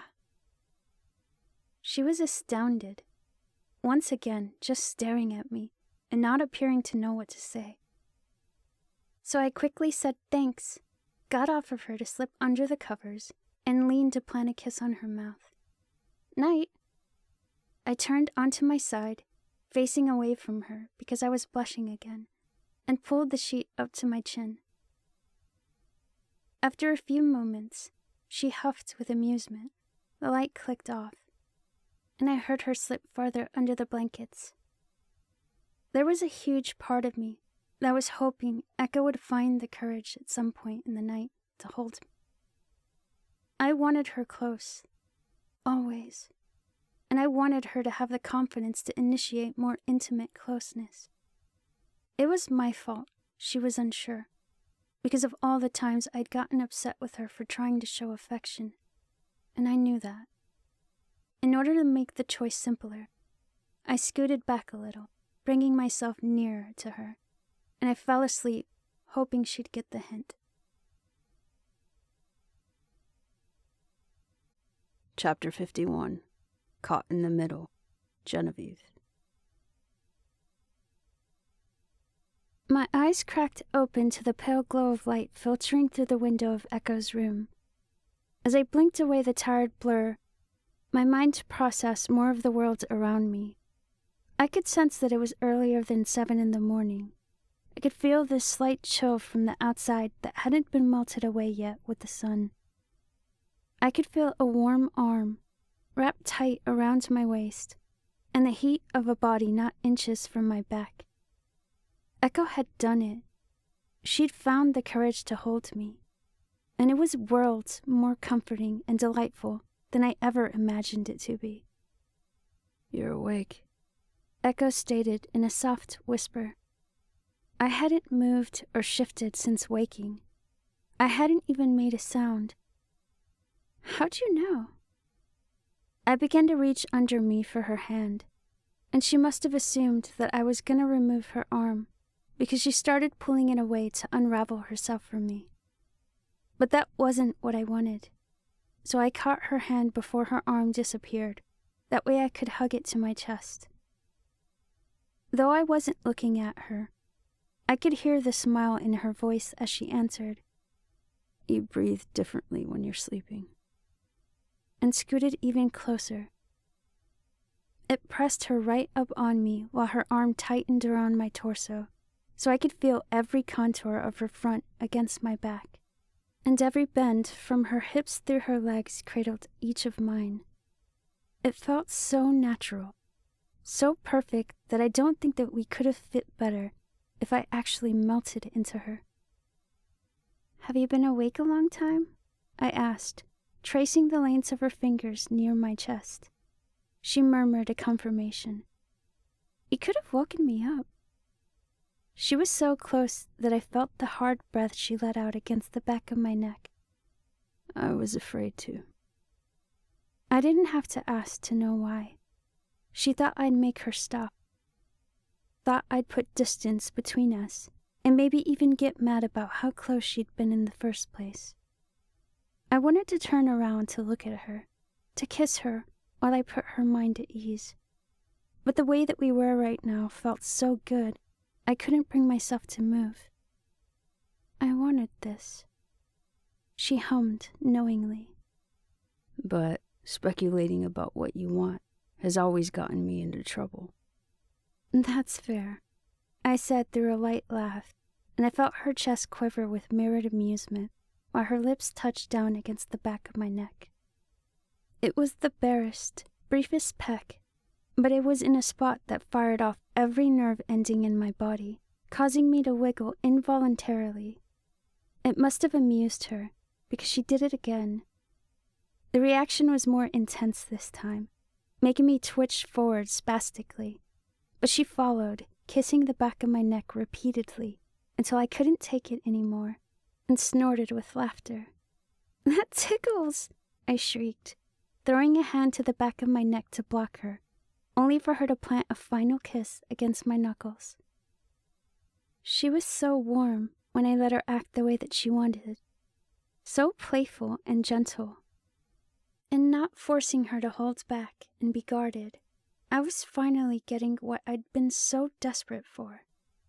Access to some parts of her that weren't created by the raider. This was her, not the shell created as a defense, not the hardened heart essential for survival. It was her, Echo in her barest. "You have the most amazing laugh," Echo justified. And when I removed my hands, she nuzzled into the spot of my neck she'd been kissing. My eyes fluttered close at the feel of her, and while I answered, I scooted into her a little more. It's not like you've never heard me laugh before. "I haven't," she whispered against my skin. "Not like that." In response to that, I squeezed her arm to me. Of course I'd never laughed like that before. I'd never felt the way I felt now. I could have lay here forever with her. But outside, the camp was stirring. There were voices, the rumbling sounds of a nearby truck. Everyone was heading to do their part in keeping this place running, and I could be no different. Samuel has a job for us today, I said, shifting under Echo's arm to turn and face her. Her eyes had been closed, and they opened slowly to look at me as if she'd almost fallen back asleep. There should be a rule against commander talk before breakfast, she mumbled, narrowing her eyes in mock displeasure. I'm preparing you, I told her seriously, knowing how little faith she had in a cure. I don't think you're gonna like it. The depth of her laugh line faded, and she stayed quiet to let me continue. He wants us to bring him samples. From a hunter. Meaning? She began in a sigh, glancing away reluctantly. We leave the gates, hoping we can find one. I hummed the affirmative. Then we hope it's alone, and that we can kill it without making enough noise to bring every other feral in the area. Yeah, I confirmed, tenting my bottom lip down. That's not all. Echo's great eyes scanned my face, taking in the hesitant pursing of my lips. She knew me well enough that it only took a moment of careful thought to read my mind. You're not even going to send a whole squad. I can't, I answered, almost pleading with her to agree. I'd always believed in strength in numbers, so this wasn't an easy decision. Not with Jed around. I don't trust them here if our soldiers are evenly matched. We can kill it, right? She asked through a sigh. I nodded. You know we could just make Jed leave. It's hardly been half a week, I pointed out. But I gave him an ultimatum. He takes Murph and gives the doctor whatever he needs, or they leave. As soon as Dr. Isaac gets whatever samples he wants, I'll kick them out. Echo's eyebrows furrowed with the slightest apprehension. Did Jed look mad when you said that? A little, I answered, squinting at her curiously. Please be careful with him, she begged. You're stubborn as hell, and he's not the kind of guy you want to piss off. I will. I nodded eagerly to reassure her. I'll be careful. At least she looked a little relieved, so I couldn't help but chuckle. You think I'm stubborn? I know you're stubborn. She laughed. Hands down. And you take the cake for the most stubborn person I've ever known. While I giggled in amusement, I slid my hand up the arm she had around my waist, running it back to her shoulder. She was wearing a tank top, so when my hand got to the back of her shoulder, I could feel the inconsistency of a scar there. It was the one from the cabin fire, glossier to the touch than the rest of her skin. With everything that had been going on lately, I'd all but forgotten about it, but now my fingers ran across it, thoughtlessly committing the mark to memory. It's just a scar, Echo murmured after a few moments, breaking my sudden concentration. I have plenty. There was an imploring look in her eyes, as though my silent focus on it had been making her uncomfortable. Some of the scars were a source of guilt for her. She'd made that clear. But she didn't have to feel self-conscious. Not with me. Not anymore. Do any of them still hurt? I asked softly, shifting my hand to her face, tracing my thumb across the newest one in her cheek, from her fight with Kellen.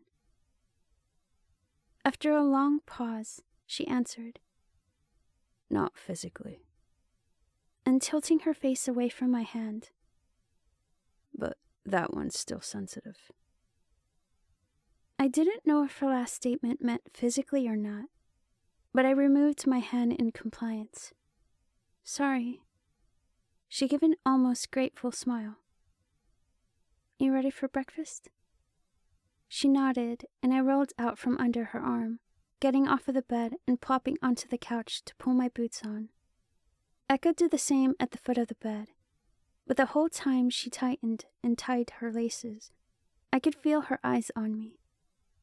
I expected that when I looked up she'd glance away, either flirtatiously or shy at being caught. However, when I met her gaze, she continued to watch me for a few long moments before staring down at her hands. "What is it?" I asked, catching the deep concern behind her expression, and stood to make my way over. She straightened up from finishing her laces when I stopped between her legs, but instead of looking up at me, she leaned her head forward against my stomach. "Is it the hunter? I promise we'll be smart about it." "No," she whispered. "Something I did?" I took her face in my hands, lifting it so that she'd look at me. "Or said?" Her hand sat on my hips, backing me up a step so that she could stand while she shook her head.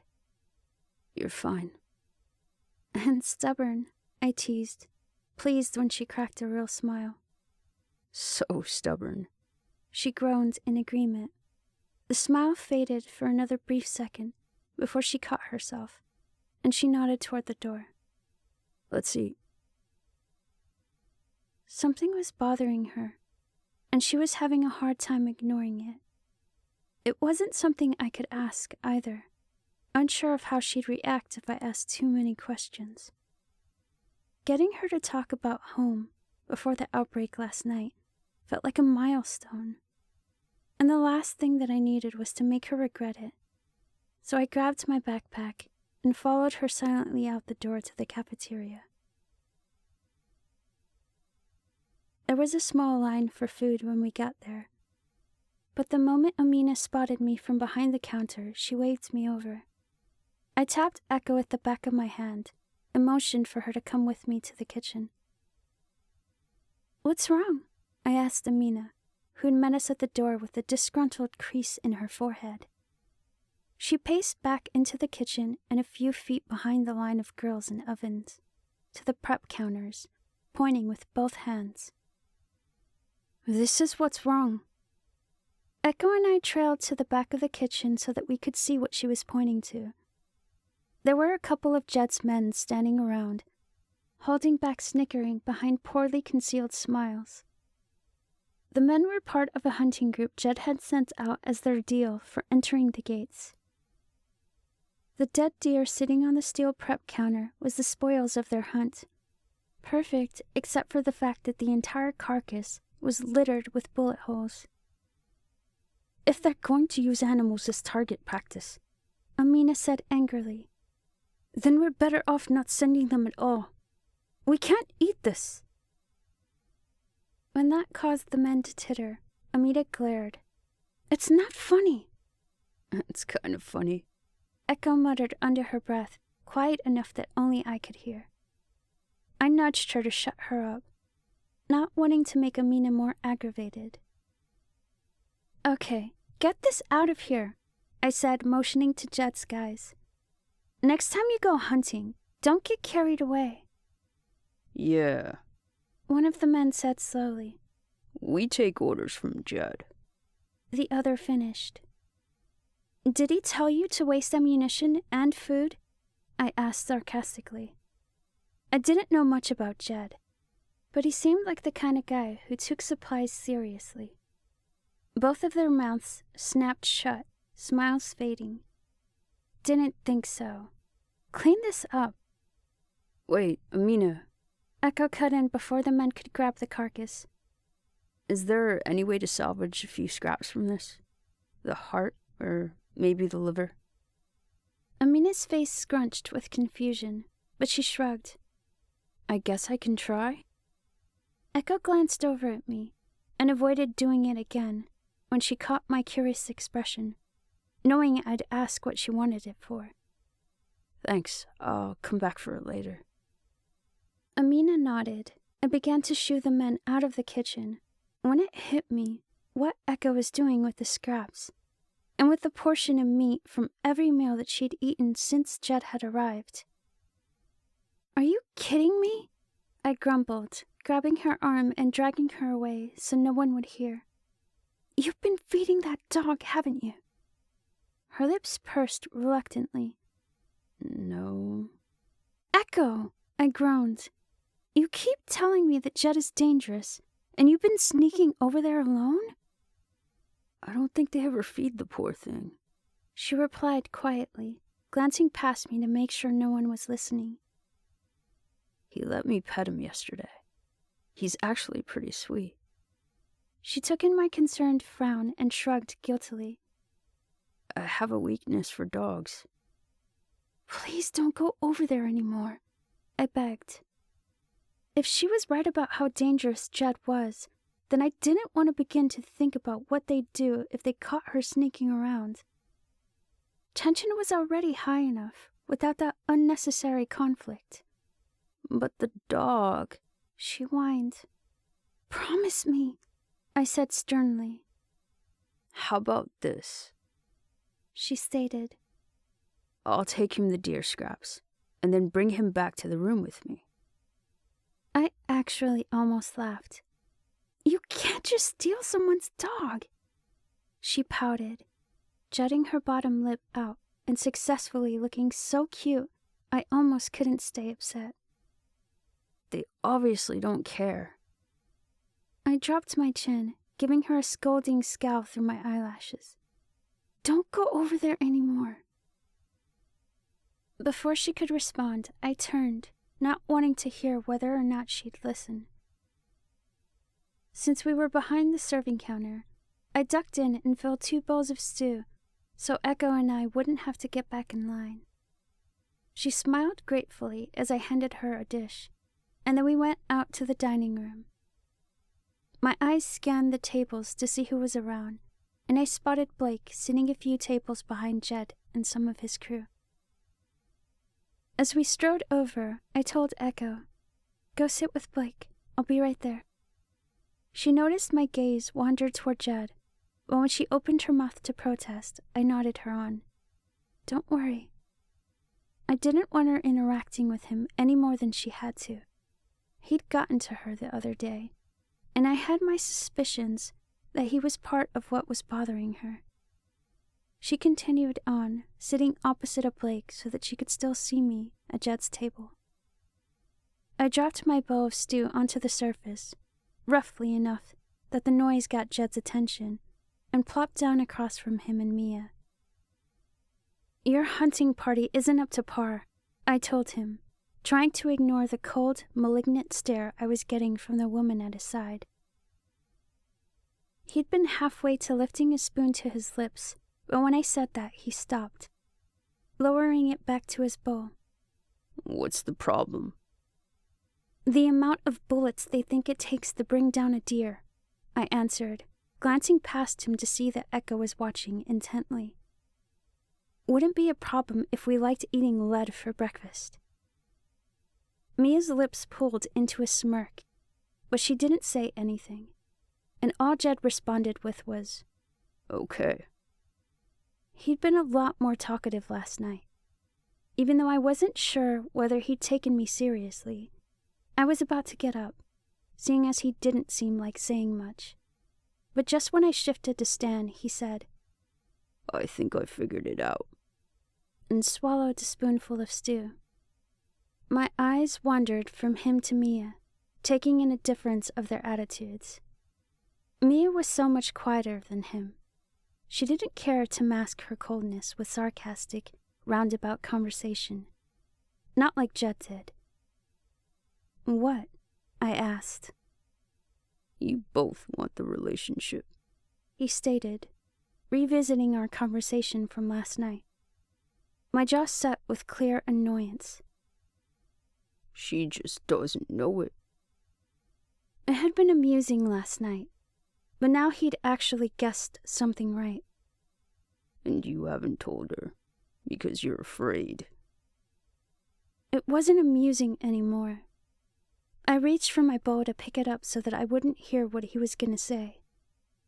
But the moment my hand set on it, his own massive hand shot across the table, landing hard on my wrist to hold me in place. It was a shock, and I felt a flicker of panic cross my face. Out of the corner of my eye, I saw Echo move, but I rapidly looked at her and shook my head. Knowing what she was capable of, and reluctant for this to escalate. "Get your hands off of me," I said firmly, staring him dead in the eyes so he knew I was serious. "And don't ever touch me again." "You're afraid," he continued, unconcernedly releasing his grip on my arm. "because you know exactly what haunts her dreams at night." My eyes wandered past him to Echo. "You don't come back from the things she's done. Ever." I glared at him, not sure what to say. I didn't know exactly how deep Echo's internal wounds went. I didn't know if she ever still thought about it, or how often, or if it scared her. She'd only ever talked about it once. Maybe he was right about Echo, but he was wrong about my fear. "Deep down, you know she'll never be good enough for you." "Fuck you, Jed," I interrupted in a whisper. "Because," he continued, undeterred, and with a fresh, smug light in his eyes, "guilt like that sticks, and lingers, and consumes. And no matter how well she pretends to be what you want, she'll always be a killer." "I won't sit here for this," I mumbled angrily, and began to lift myself out of my seat again. "Sit down," Jed growled in a quiet command. "You'll want to hear this." Despite my fury, and the fact that I knew I should just walk away, I lowered myself back into my seat. He hadn't been this aggressive since arriving, and it was bewitchingly terrifying. "I'm gonna make Echo an offer," he said, taking another collected slurp of stew. "and when we leave here, she'll leave with us." My fist clenched furiously. "If you lay one finger on her, I'll kill you." This time Mia chuckled, leaning forward to set her elbows on the surface of the table. "Careful, Genevieve," she stated in her smug British accent. "Your cards are showing." "She'll come willingly," Judd put in calmly, as though he hadn't heard the disguised threat. "Enthusiastically even. And there's a part of you that knows that, because there's a part of you that knows she's keeping things from you." "I know all about her past," I grumbled, unable to lift myself from the spot despite how irritated I was. "Do you?" he asked unsuredly. "Maybe you know things, but you ever kill someone in cold blood? You ever see the look in someone's eye when they know they're about to die for something worth so much less than their life?" He leans forward, getting closer to me and saying more quietly, "Have you ever begged for life? Because I guarantee you she has. And if you knew what it took to kill like that, then you know exactly what she knows." All I could do was stare at him wide-eyed, at the same time both desperate and afraid to hear what both he and Echo knew. "Atonement is a dead end." "Tomorrow," I growled in an irate murmur, shooting out of my seat. "I want you guys gone." He wouldn't take Echo from me. I wouldn't let him get to her any more than he already had. "You know," Jed sighed, his tone portraying reluctance to disappoint me, while his eyes reveled in it. "I took Murph to your doctor this morning. Old Mad said he wants us around tomorrow." His brown eyes scanned my face, squinting with pompous satisfaction. "In case he needs more blood or anything like that." I knew exactly what he was doing, and I hated that it worked. But the cure was everything. 2 days, I muttered through clenched teeth. "You have 2 more days for you to give the doctor whatever he needs from your brother, and you guys are out." I scowled from him to Mia, my face hot with fury. "You're gonna pack your shit and leave, and if not, then we're gonna have a real fucking problem." Jed's lips curled into a smirk, and he raised a hand to his forehead in a sarcastic salute. "Aye, aye, Captain." I couldn't stand looking at his goddamn face for another second, so I grabbed my bowl and practically stomped to Blake's table. I threw myself into the seat at Echo's side, feeling all eyes at the table on me. At least Jed and Mia had their backs to me, and appeared to have no interest in follow-up gazing. He got in your head, Echo said worriedly. No, I grumbled, gripping my spoon hard in my hand.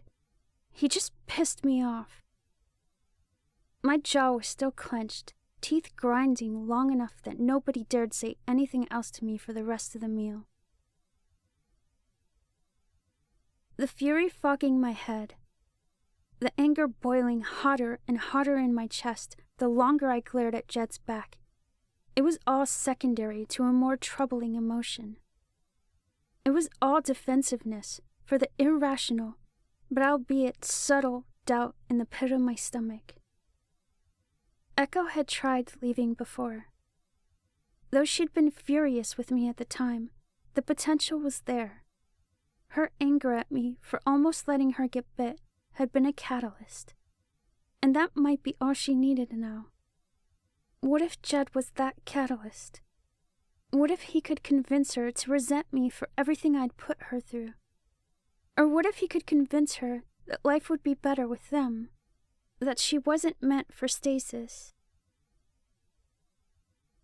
It plagued me the whole time that we were eating, until after leaving the cafeteria to head to the medical complex, I had to voice it in some way. It ended up leaving my lips a hollow question, audibly rattled.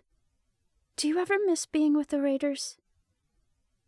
Echo glanced sideways at me, while her eyebrows knitted, and she let out an amused huff.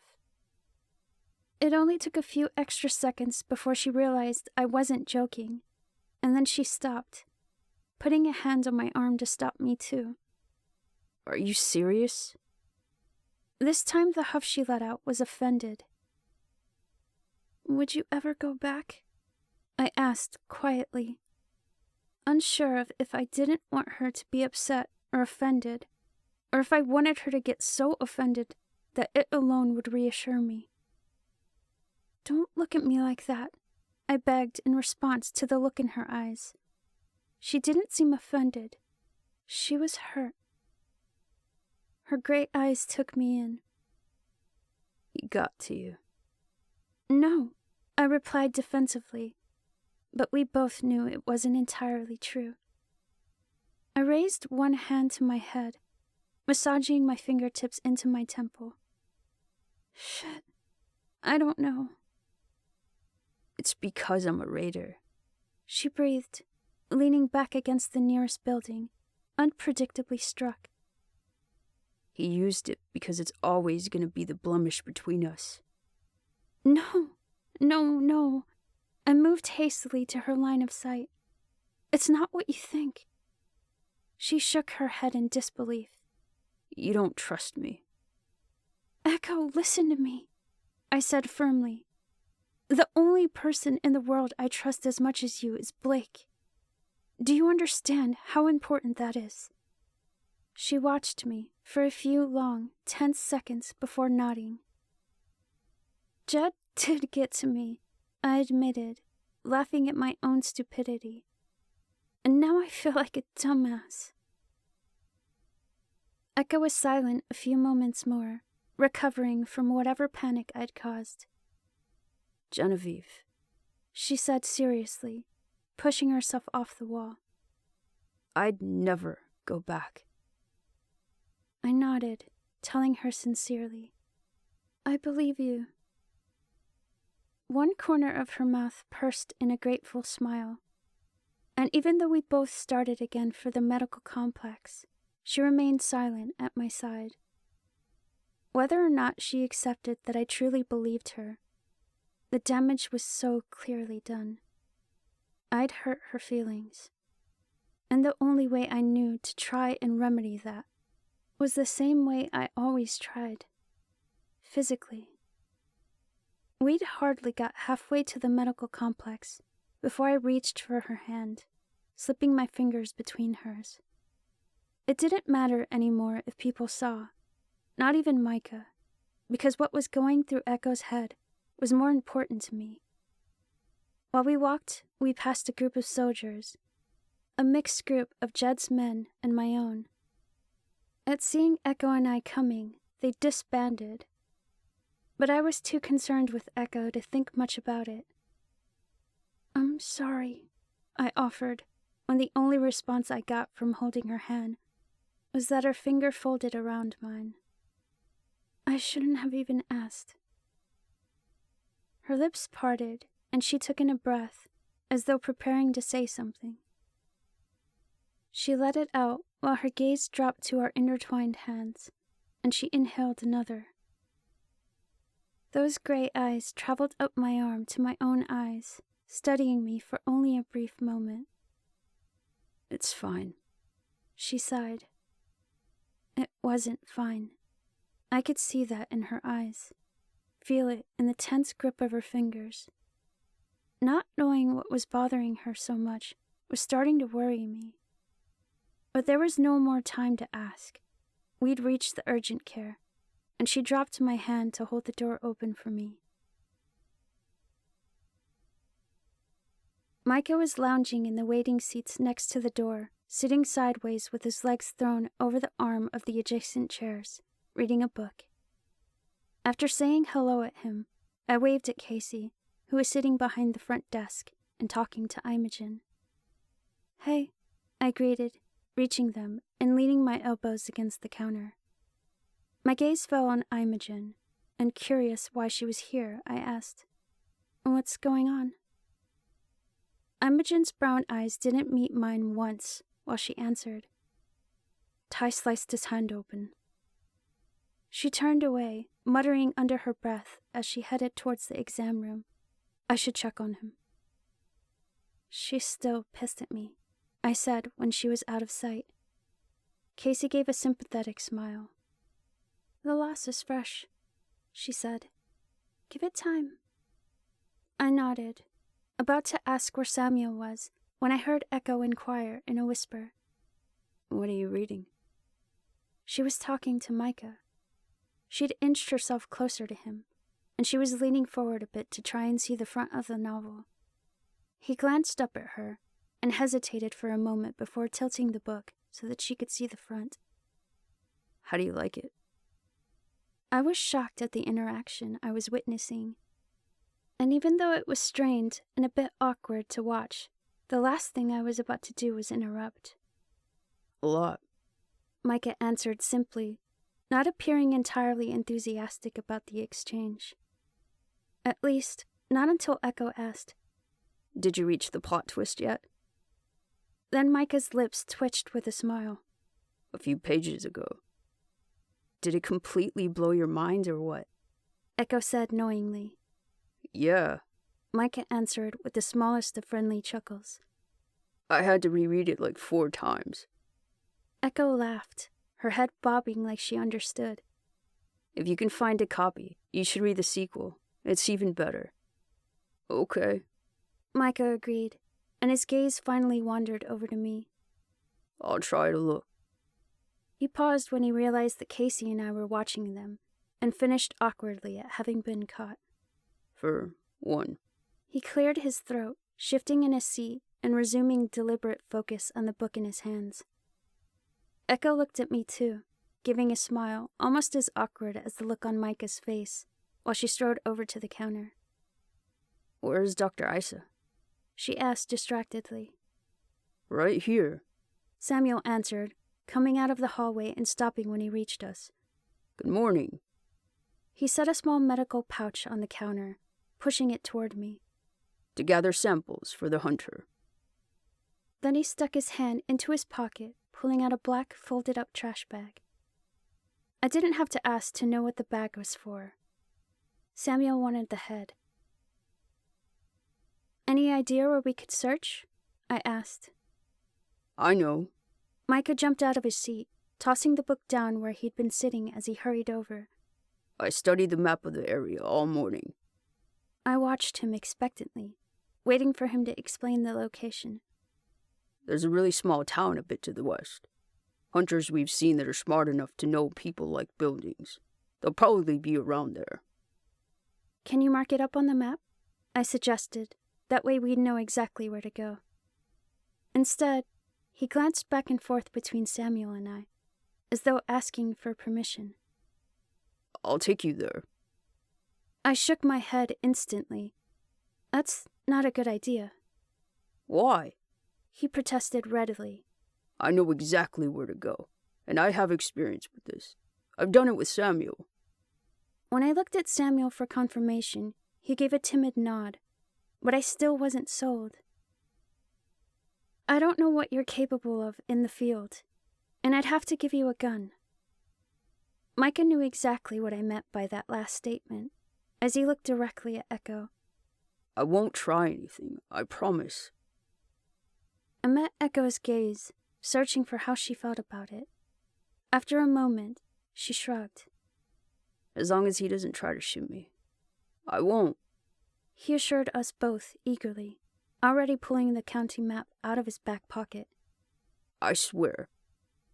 Since it seemed like he had a plan, I let him spread the map out over the counter. It's simple. There's a building here. He pointed to a pink outline on the map. At the edge of the town. Someone has to be bait and lure a hunter to the roof, where the other two can be backup from the woods. It won't attack if there's more than one of us. Okay, I said, not entirely fond of using one of us as bait. You've done this before? Micah nodded. With Samuel. All right. I thought about it a little more, studying the map. Then, once I'm on the roof, I'll need to draw some attention. Maybe shoot some ferals so the hunters know I'm there. At the same exact time, Micah said. You're not being the bait. Echo said. Like hell you're going on that roof. I looked at both of them, and while it was nice they agreed on something, I couldn't live without either of them. Well, I'm not risking either of you too, so... I have to do it, Echo said. I shook my head. I'm faster than you.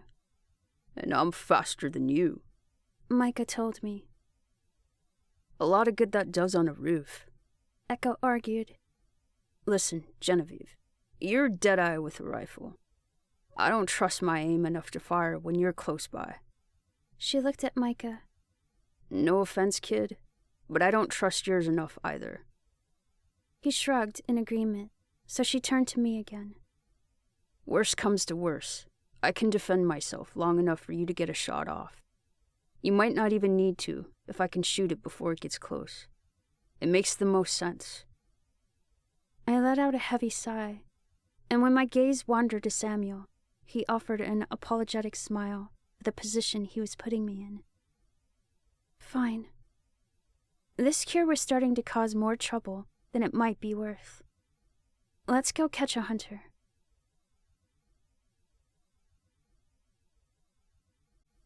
Chapter 52. Warm Shadow. Echo. Walking into the cafeteria for lunch, I squinted through the thick crowd of soldiers and civilians.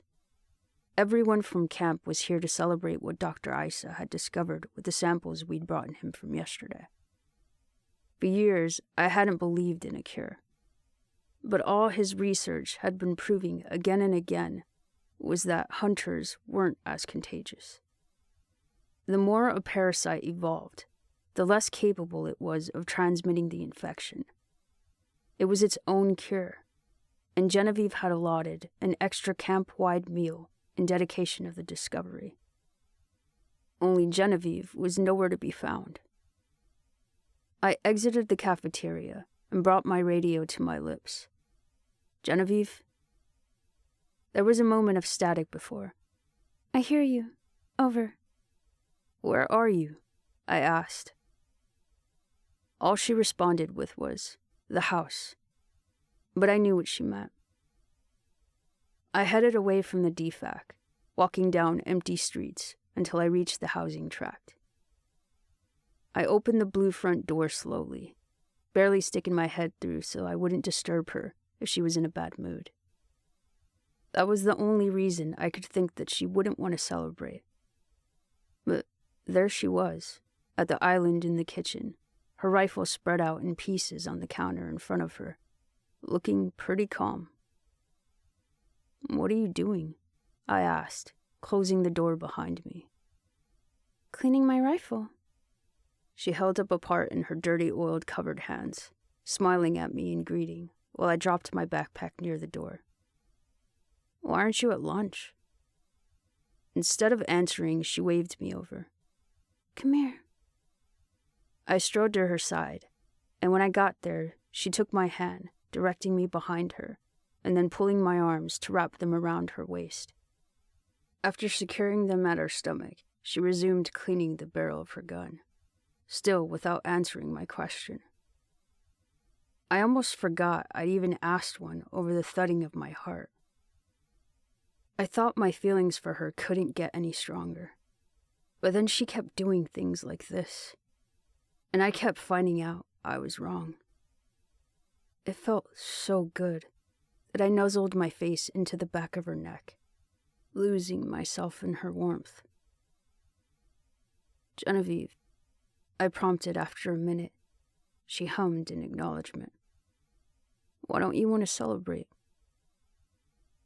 Her torso lifted beneath my arms with a deep breath, and her hands halted their brushing against the metal.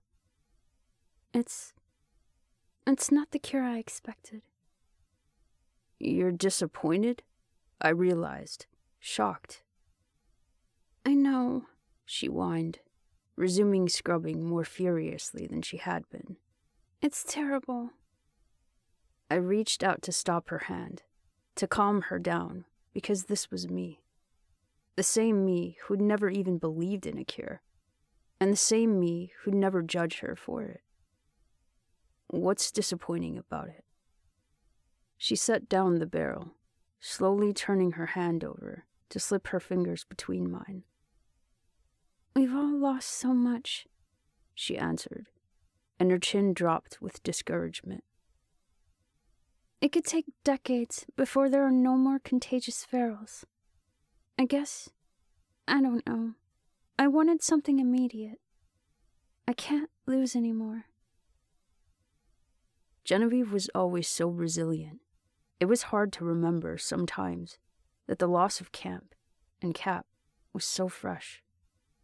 She put on a strong front for the people here, for her soldiers, but she'd been letting me see sides of her that she didn't show anyone else. "Hey," I said soothingly, bringing my arm back to her stomach so I could squeeze her tight. "We built a home here. It's safe. And you have me, and Micah, Blake, Casey, and April. When Jed leaves, things can go back to normal." I was glad she couldn't see me, afraid she'd get upset when I added, "We can be normal." She didn't say a word in protest. "You're gonna get so bored." "Bored sounds nice," Genevieve chuckled. "It really does," I agreed. "Do you want to go celebrate?" She picked up the oil brush and another part of her rifle. "Let's stay here." I couldn't help but smile, feeling like she wanted to stay because of how close we were. She put us like this. She wanted us like this, even if she was focusing on something else. But I could only focus on watching her hands work for a few minutes before I started getting distracted by the way that she felt in my arms. I held her like this while we were sleeping again, but it was completely different now that we were both wide-eyed. The way her back was pressed into my front, how her perfectly round backside curved into my hips. It wasn't comforting. It was stirring, and my hands were itching with impulse that would have landed me in a world of trouble a week ago. I wanted to touch her, kiss her. I wanted to run my groping hands over every curve and feel her quiver beneath my palms. I wanted to make her pant and moan. And most of all, when it was over, I wanted her to stay. But I was terrified that she wouldn't, so I loosened my arms and set my hands on her hips, nervously testing her reaction to the touch. She continued working on the rifle part, unconcerned with my first simple motion. So this time, my hands ran up her waist, tracing the arc I knew by memory. When I brought them back down, I planted a kiss against the back of her neck, and her work on the part finally slowed with recognition. She could feel the motive in each touch, but still she let me move them back up, so far that I reached the base of her breast. I went down again, dragging my fingers from her ribs to her hips, holding my breath with anticipation as I drew her deeper into me. I released that satisfied breath when she let me, and she stopped working completely, turning her head just enough to nudge the side of her face against my nose. That was all the consent I needed to pull her hips even harder while I pressed my open lips to the spot beneath her ear. And she was so close that I felt her back rise with a deep breath against my chest. Even more, she leaned into me, tilting her head to the side so that I could kiss her favorite spot, uninhibited. This time my hands didn't stop at her ribs.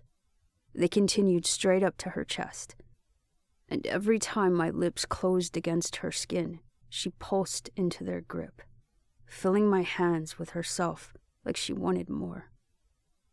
Eventually, she slid a hand up my arm, grabbing one of mine encouragingly, while the other reached back for my neck, eagerly approving of what my mouth was doing.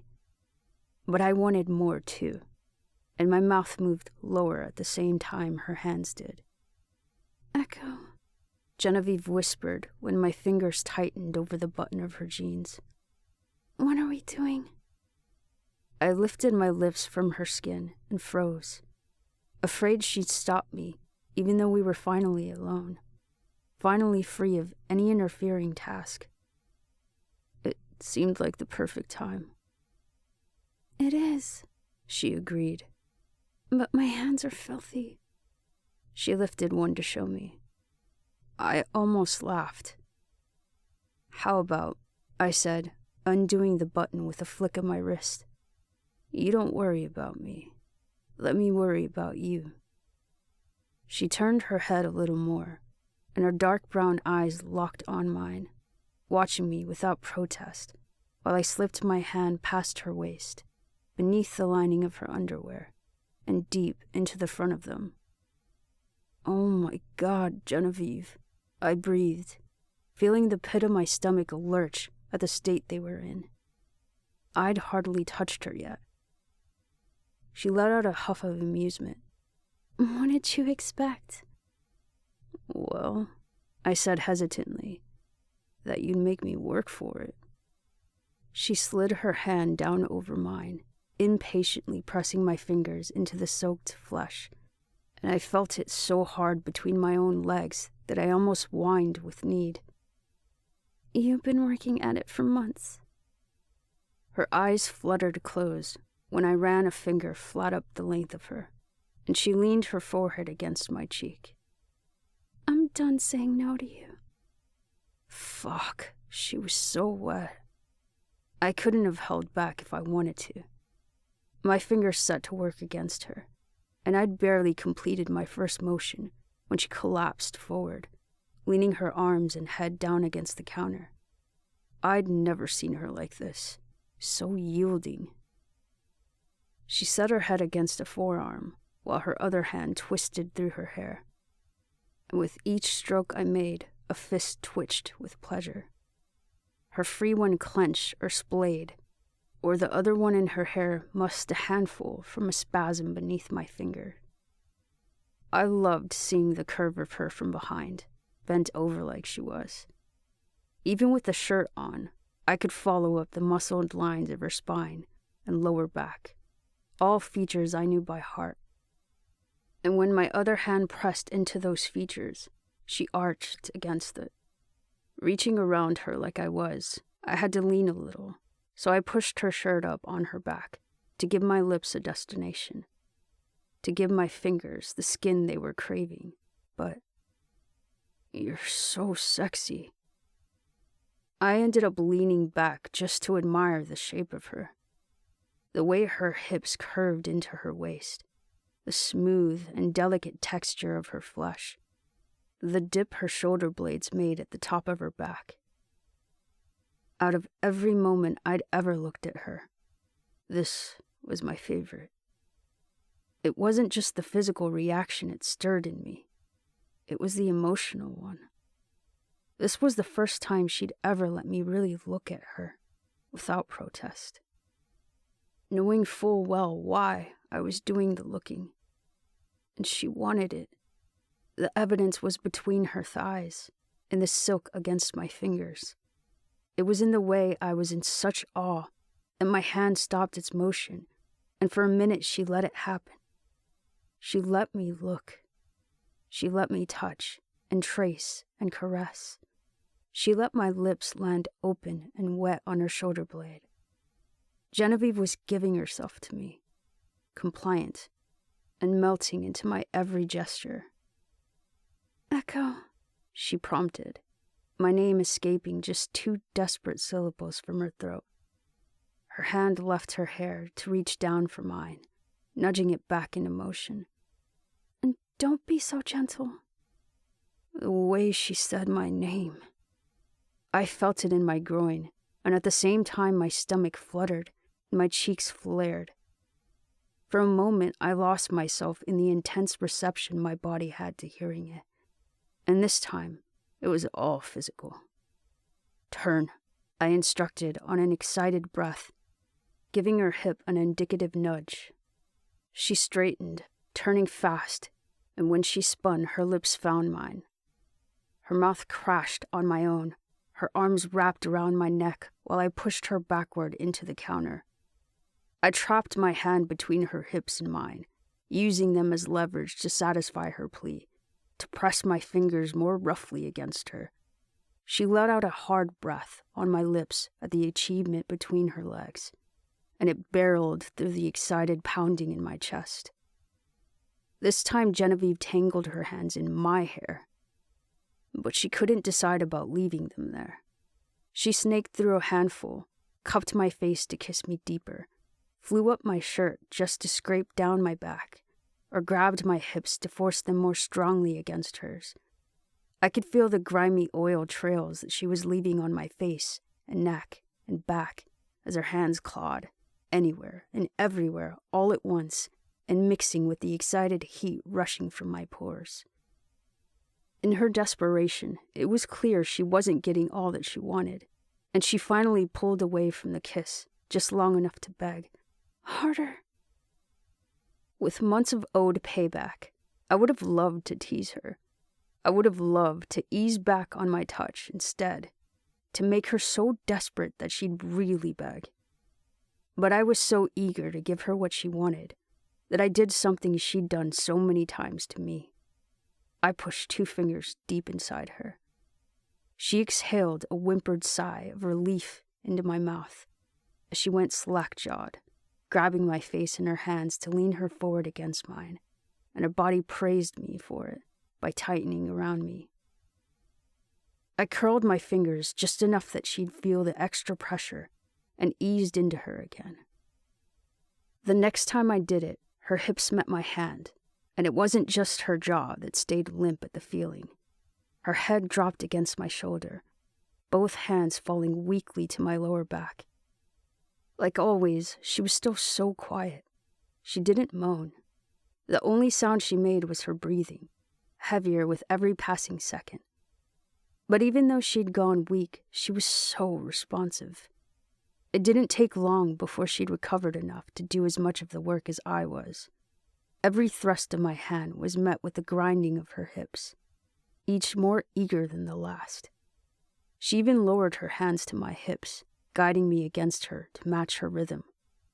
It was such a turn-on to feel her moving against me and on me and around me, and I could imagine vividly what she was experiencing. Though she tried, she was breathing too hard to kiss me. Each exhale landed hot and brief on my tongue, but I wanted to please her with any part of me that I could. I lowered my mouth to the stimulated salt at her neck, and for a moment I breathed her in. Every bit of her was wet. Her scent was damp in my nose, and the air between my lips and her flesh was humid, thick, and intoxicating. I got completely lost in the smell of her, in the motion of her hips against mine, in the way her heat felt around my fingers, and I forgot to work my mouth over her pulse. Until she raised a hand to my head, guiding my lips onto her. My tongue pressed deep into her neck. I sucked and nipped so hard at the pulse, I knew that it hurt. Her fingers tangled in my hair, clenching every time I got rough to tell me that it hurt. But she wouldn't let me stop. Instead of trying to pull my mouth away, she pushed harder. It's what she wanted, and so it's what I wanted. I wanted so much of her, and I would have felt greedy if she weren't just as desperate for it. I had a free hand wrapped around the small of her back, holding her to me. Now I created just enough space between Genevieve and I to slip it under her shirt. Her ribs and stomach expanded repeatedly beneath my palm, fast and hard and frenzied. I was too excited, too consumed to try to be gentle, and I knew she didn't care. I forced her bra higher up her chest, and when I took her breast in my hand, her fingers squeezed hard at my hips. It was a gesture of consent, but her motion against the hand between her legs was getting desperate in an entirely different way. She wasn't grinding into me with the same pleased rhythm as before. It was erratic, of movement in urgent need of release. When I pulled out of her, she took in a calculated breath, and I knew she was going to remind me not to be gentle. I said, "I know," before she could get anything out, and when I made a powerful stroke against her, she finally let out a soft moan. To give her even more, I raised her shirt up her chest, taking only a moment to look at the perfection of this part of her body before lowering my mouth to the breast my hand had been touching. Her fingers tangled in my hair again while I worked my lips and swirled my tongue.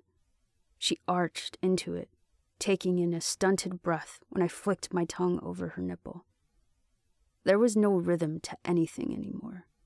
Her breathing contrasted with the clutch of her fingers at my head and hip, and grinding of her hips couldn't cooperate with the stroke of my hand. She was so close, and her hips bucked harder when I teased the firm flesh of her breast between my teeth. I never let go so completely, never been so careless and untamed. But the harsher Genevieve's breathing got, the more I wanted to lose myself to her plea of harder. Eventually, she grabbed me by the shirt collar, yanking me up so that she could kiss me. But she only kissed me for a moment before whipping us around. She pinned me so roughly against the counter, I felt a sharp sting in the back of my hip, and she set her forehead against mine once more while she trapped my hand between the two of us. She was pressed too tight against me for me to move it, for me to continue touching her, but I didn't need to. Her grungy fingers dug deep into my back, and she curled into me as her jaw dropped, her eyes squeezing shut with the euphoria she was feeling against my hand. All I could do was watch her in complete awe at the silent release of tension, at the way her hips throbbed against me, or how her lips kept brushing against my own, trying to kiss me, but entirely breathless. When it was over, she sighed the breath she'd been holding and slid her arms around my neck, leaning weak against me so that I could support her weight. I pulled my hand out from between us and wrapped my own arms around her waist to hold her up. "You were so aggressive," I chuckled. I never would have thought I'd be into giving it like that, but I was such an unpredictable combination of aroused and amused that all I could do was laugh.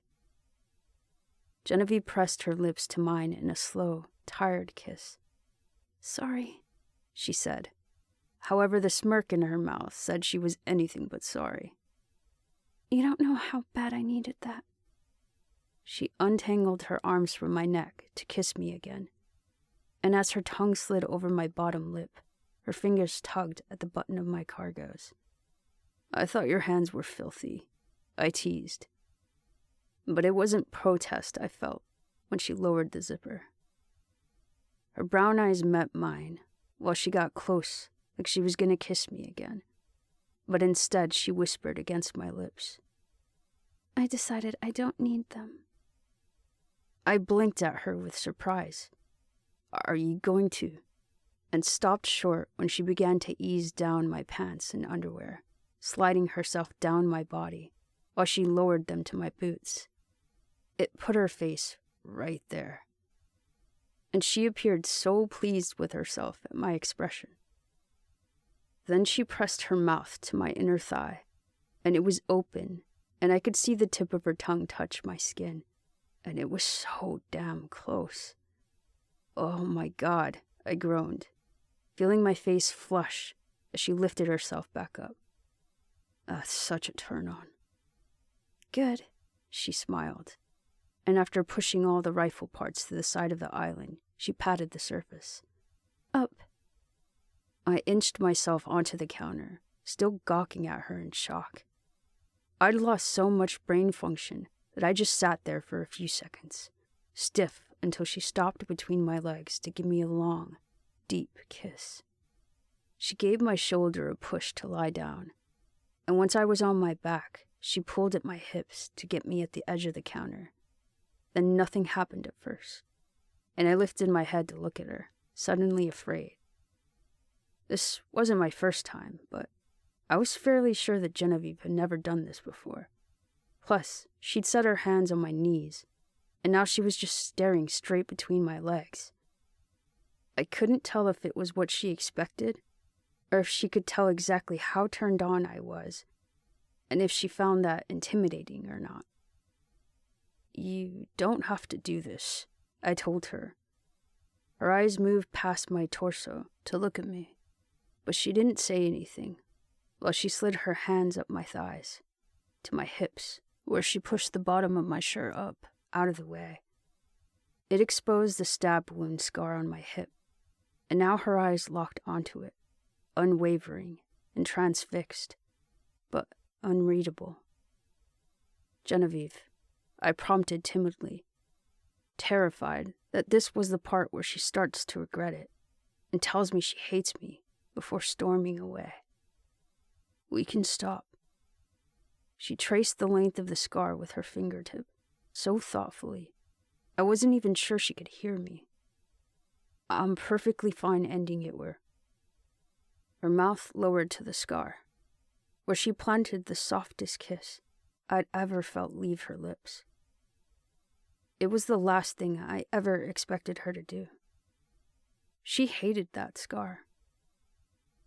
But it made my heart and stomach flutter so bad my breathing stopped. Echo. Her mouth lingered over the mark for a few moments while she whispered gently, Stop talking. I nodded, watching her hands return to my knees. She pushed them further apart, and once she exposed her destination, she stared again, her expression completely impossible to read. Are you nervous? I asked, concerned she felt obligated to do this. At the question, her gaze was pulled to mine once more, and she didn't look away while she lowered her mouth, making a slow, responsive stroke with her tongue. I threw my hands to my head at the hard clench between my legs, biting my bottom lip to stifle an expletive. No, Genevieve finally answered, and when I managed to move my hands, I caught the pleased smirk on her face. She didn't give me another chance to say anything before burying her lips against that tender part of me. But it wasn't just her lips. It was her lips and her chin and her tongue. God, her tongue. fuck if she hadn't figured out a long time ago exactly how I liked it, and for how rough she enjoyed it herself. She knew how to tone things down for me. She could be so gentle. If I focused past her mouth, I could feel her hands. She was reaching up to my waist, her fingers making delicate lines over my ribs and navel and hips. The other was at my knee, keeping it apart from my other so that she could easily keep doing what she was with her mouth. And her ability to be subdued without sacrificing technique translated so well in her tongue. That soft, hot, strong muscle working perfectly scribed circles into my core. The push of it moving in brilliant partnership with the pull of her lips. There was so much pressure building so fast between my hips. It made me weak, drawing out each shaky breath in a barely managed moan. Like she knew it, she applied varying degrees with her tongue, and so skillfully. Her mouth swelled and surged, soft and softer, higher here, lower there. She knew me so goddamn well. I lifted my head to look at her. I wanted to see just what she was doing to make it feel this amazing. I could only keep it up long enough to groan. "You're so fucking gorgeous," before dropping it again. But that brief look had been enough. I could still see her looking up at me, a smile in her eyes because she knew exactly what she was doing to me. It was Genevieve doing this to me. No matter how many times we'd been together, never in a million years did I think I'd ever have her face between my thighs. But she was doing it, and it was amazing and fucking sexy, and it was Genevieve. I took in one deep breath to fuel the peak of pressure that went crashing through me. My back flexed away from the counter, and my hands shot down, grabbing Genevieve's head while I rolled my hips against her mouth. And she didn't stop. She let me drive myself over her tongue. The hand at my hip gripped to hold me to her, and the one at my knee pushed harder so my unruly tightening couldn't force her away. Not until that pulsing feeling left me and my back met the surface again did she cease her movements. Then I realized I was still holding her between my legs, and I released my hands in a panic. I'd never done that before. I couldn't control myself with her, and I really hoped that she wouldn't be offended by it. I'm so sorry. It's fine. She stretched her neck a bit, though the action seemed a little playful by the way she chuckled. I actually kind of like it. I dropped my head back to recover more fully, but I'd hardly laid it down when I felt her tongue return, causing me to gasp with thrilled surprise. "Okay," I consented as I let that breath out, already lacking oxygen because the pressure was building so much faster this time. "Genevieve," I moaned, not bothering to keep my hands from running through her hair because she liked it. "You're way too good at..." I swallowed hard. I glanced down at her, seeing the question already flash in her eyes, and I couldn't even finish what I'd been about to say. I let out another loud moan, feeling my body tense as every muscle seized. Her tongue continued through the entire climax, but unlike last time, she didn't stop once I relaxed. She kept going even after it ended. "Again?" I panted, feeling the answer in a series of strokes between my legs, and only seconds later, I was already back on edge. Holy shit. I pursed my lips to keep from screaming with pleasure, and released a muffled hum instead, rocking myself against the glorious source of euphoria. It didn't last quite as long, but I was still exhausted and out of breath. I couldn't even lift my head, at least for a minute, but I felt Genevieve's arms fold over my stomach, and an additional weight as I imagined she had set her chin on top. "That's amazing," she mused. I didn't have to look to hear the entertained smile in her voice. You have no idea. I laughed. We were both silent and still for a minute. I could feel Genevieve watching me, but I was too weak to move just yet. She was the first to shift, unfolding her arms, and it wasn't until she traced the scar in my hip again that I lifted myself onto my elbows. I don't know what her fascination with my scars was lately, but I was afraid it would upset her if she paid too much attention to them. Sorry, she said as she caught me watching her. She backed up a couple of steps so that I could slide off the island, and while she fixed the part of her shirt I'd misplaced, I pulled my pants back up, too lazy to completely button them. Hell, I was too lazy to even stand. Couch, I murmured, trudging over and dropping onto my back. Genevieve followed, and after lowering herself directly on top of me, she wedged her arms beneath me, squeezing my torso tight. It almost felt too good to be true, as she hadn't started to regret it yet. I was afraid to say any more, afraid that my voice would be the thing to snap her out of it. So instead of saying anything, I wrapped my arms around her shoulders, waiting for her to speak first. It took a few minutes before she planted a kiss against my neck and lifted enough to look at me. Echo? I want to tell you something, she said.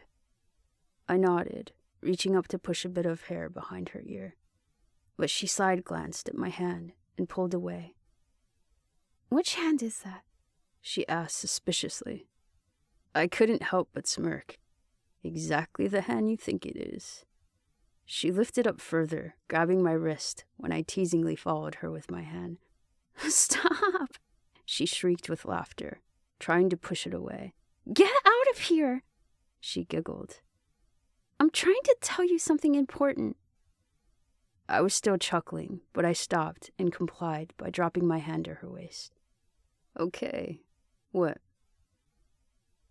She got so serious in less than an instant. And I don't know if she was shy or uncomfortable, but she wouldn't look me in the eyes for more than a brief second at a time.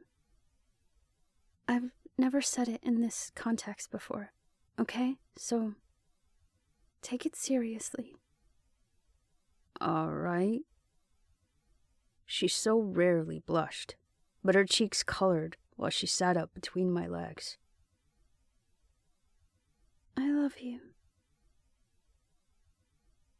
I sat up slowly, and for a whole minute I just stared at her, completely dumbfounded and speechless. I'd waited my whole life to hear her say that. But now that she had, something about it caused a spark of panic. Why do you look freaked out? She asked. I cleared my throat to rid the growing lump. Genevieve, I couldn't figure out how to say it. Wasn't sure how she'd react to it, or how I'd react to even saying it. But I had to. It won't bring Hayden back. She sighed. Okay, look. She began thoughtfully, setting her hands in her lap and staring straight down at them. I know, I've been relentless about that. Sometimes I look at you, and I see her. I cling to the past. You know it, and I can't help it. And I'm sorry. She took my hand, holding it between both her own. I can't figure out which parts of you come from where, but I don't care anymore. You're just you, and you, Echo, have been there for me, and proven yourself time and time again. She took a nervous breath, and I could feel the light sweat against her palms. I guess what I'm trying to say is that I want you to know I didn't fall in love with Hayden. I fell in love with Echo. I felt a smile tug at my lips, but Genevieve couldn't tell because she was still too shy to look at me.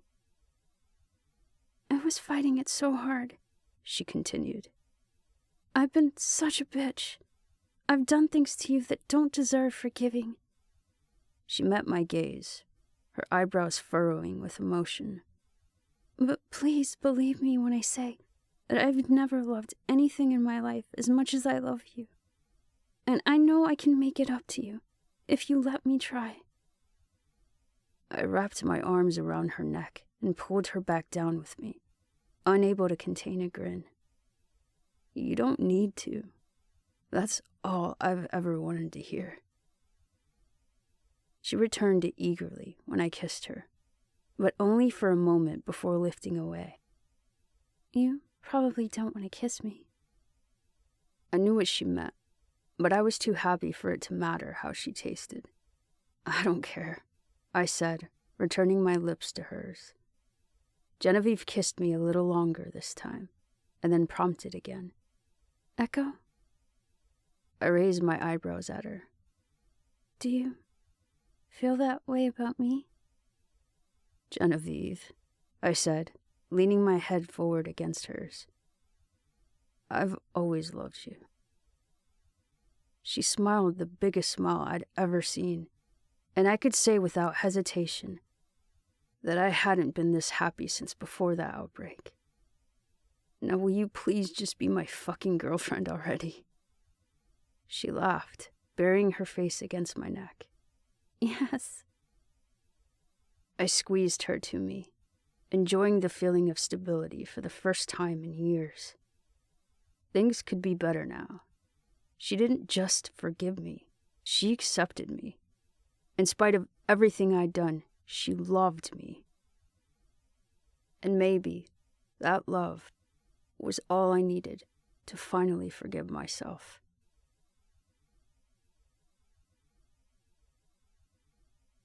Chapter 53.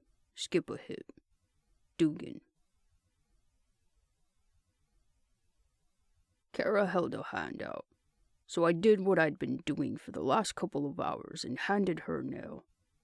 She lined it up against the wooden frame of the smokehouse her and Mal were building, and let Mal tap it into the wood with a hammer, enough that it'd stand on its own before removing her hand.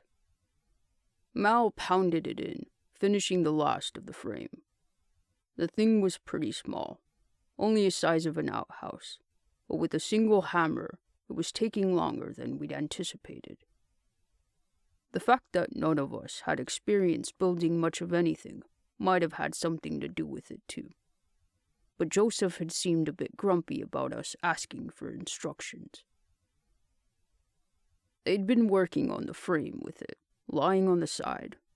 Since neither of them was tall enough to hammer the top of it, now that it was finished, they both grabbed a single end, hauling it off the ground and pushing it upright. They were struggling a bit against the weight of it.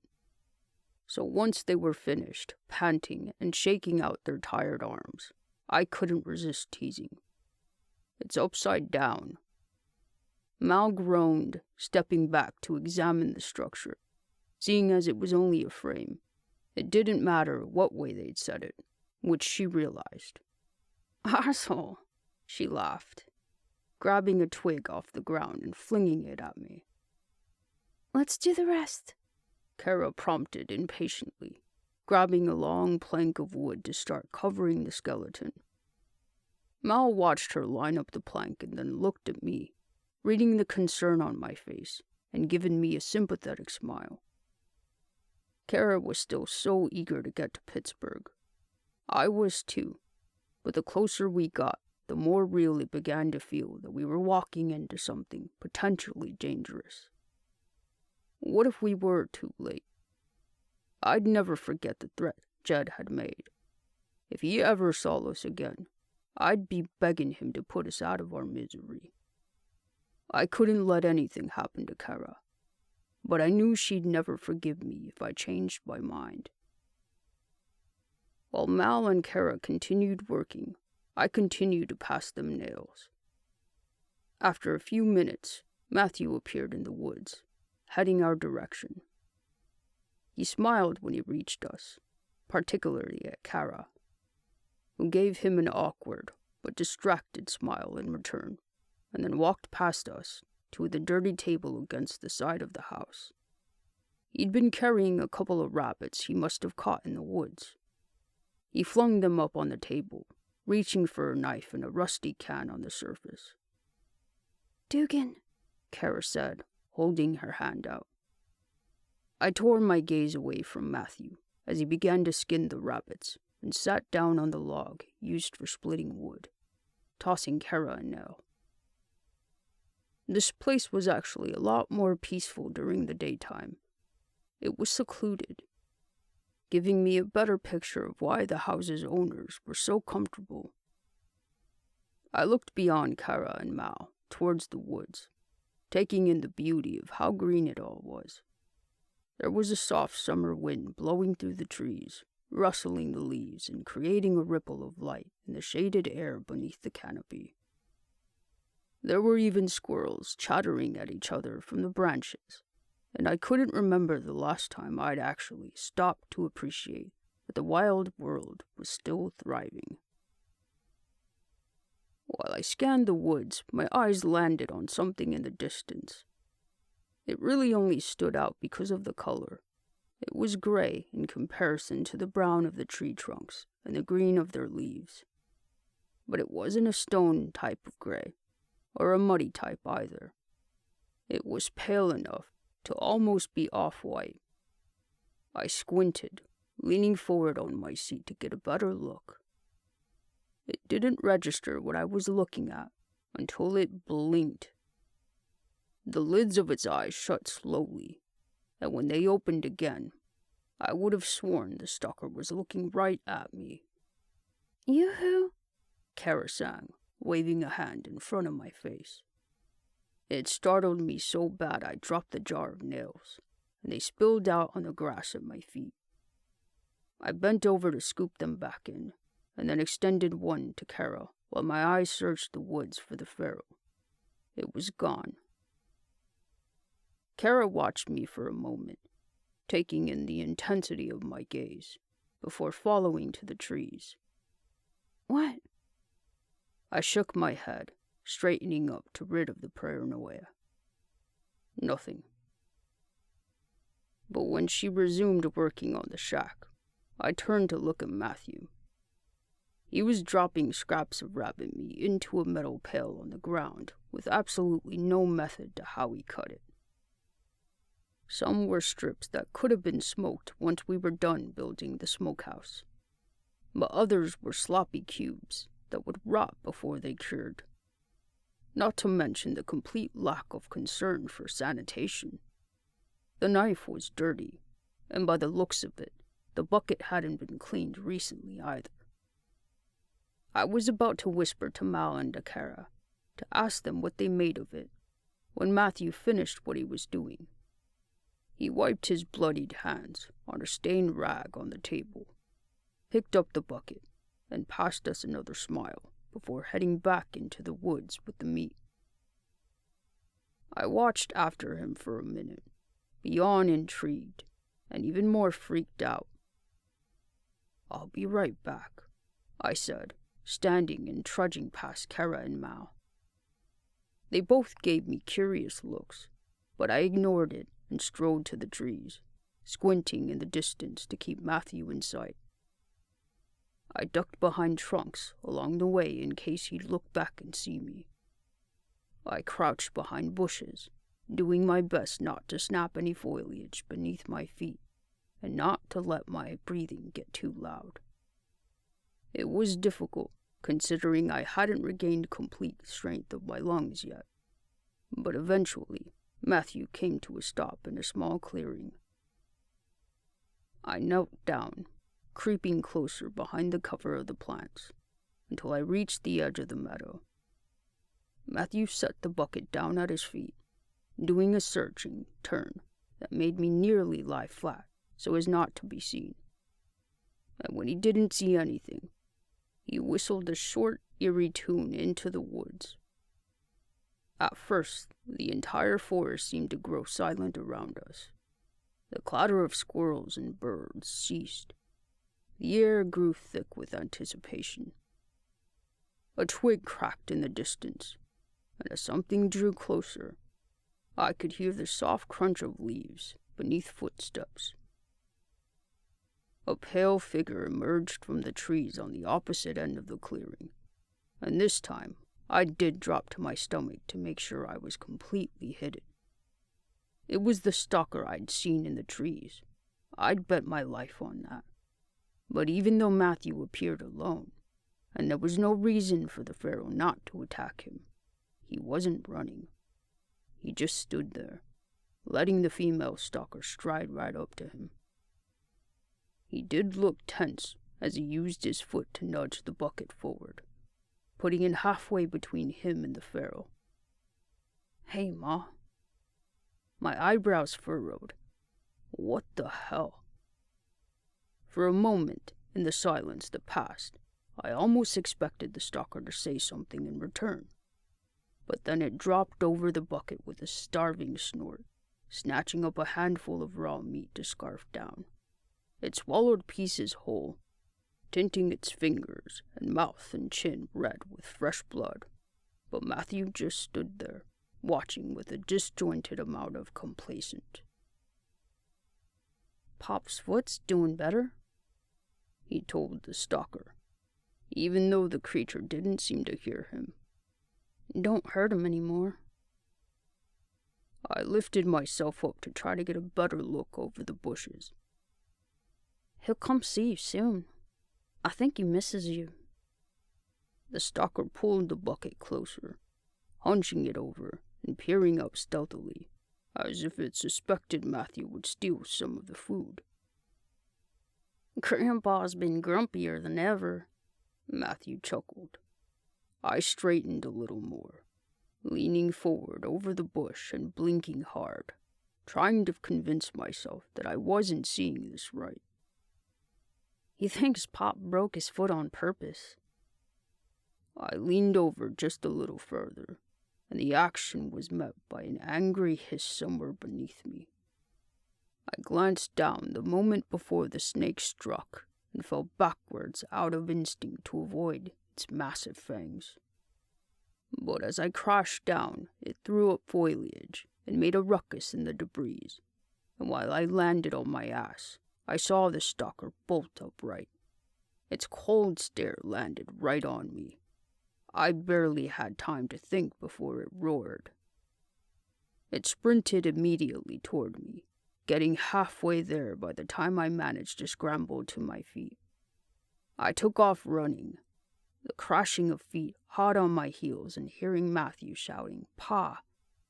and he bolted in the direction of the house. My lung was still weak. There was no way that I could keep up running like I was. My speed was already dwindling. The footsteps were gaining on me, and I was unarmed and completely unable to keep myself from getting bit. Scanning the trees flying by me, it was mostly instinct that caused me to jump.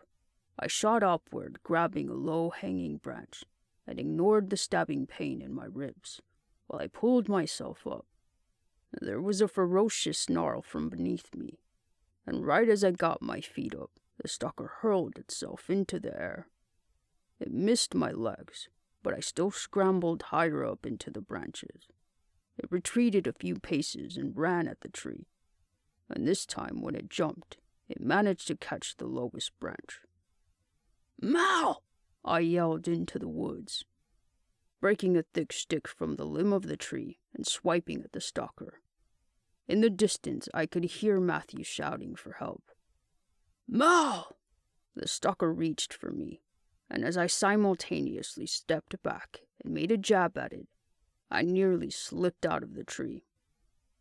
I took a deep breath, preparing to scream at the top of my lungs for Mao, when an arrow plunged into the pharaoh's back with a sickening thud. The creature screeched, plummeting to the ground where it fell completely lifeless. "Are you okay?" Mao skidded to a halt beneath the tree, and Kara came up behind her. But there were more crashing footsteps getting closer, and I hurried to climb down. "Load another arrow," I said hastily. I had no idea how these people would react to us killing the stalker. Mal squinted at me unsuredly. "Load another arrow." She pulled an arrow out of the quiver at her back, right as Matthew and Joseph ran up. "You killed her!" Matthew hollered, aiming at me with a rifle in his hands. Mal raised her bow at the kid, but she no sooner pointed it than Joseph pitched forward and grabbed Kara. "Drop it," he commanded, cocking the pistol he had against Kara's temple when Mal adjusted her aim to point the arrow at him. I threw my hands up to try and keep Matthew from shooting at me, but his eyes were so full of tears, I wasn't even sure he could have hit me. It didn't matter anyway, because he sobbed and ran to the lifeless stalker, kneeling down to check for a pulse. My jaw clenched, the pit of my stomach filling with a sickening amount of fury. I'd had it up to my neck with all these psychos constantly pointing weapons at Kara. I was done with her life being risked for nothing. Something inside me snapped. Without moving my lips, I whispered to Mal, "Can you make the shot?" "Drop your weapon or I'll shoot the girl," Joseph said again. Mal hummed affirmative. "Take it," I said. And the next second her arrow was sailing through the air. It pierced through its target. And when Joseph dropped, Matthew threw his hands to his head, face twisting with rage of emotion. "I'm sorry," I told him, and before he could react, I smashed my foot against his face to knock him unconscious. "Dugan!" Kara exclaimed in shock. "Mal! What?" She couldn't keep her eyes from darting back and forth between Joseph and Matthew. "What did you do? What happened?" I couldn't answer her. I didn't know how to explain what I'd seen, or how I felt right now. So instead, I knelt at Matthew, grunting through the pain while I pulled the upper half of his body over my shoulder. Mal picked up Joseph's pistol and Matthew's rifle, putting them both into Kara's arms. I let out a pained breath as I straightened with the kid over my shoulder, straining under his limp weight. Kara looked so terrified about how quickly things had escalated that if I'd felt any less frustrated, there would have been guilt. "Come on," I said, ignoring Kara's questions to carry the unconscious teen back to the house. Mal and Kara were silent at my side. When we reached the property line, the front door of the house burst open, and Junior hobbled out of his crutches. Mal raised her bow immediately, even though it didn't appear Junior was armed. "Sit," she ordered.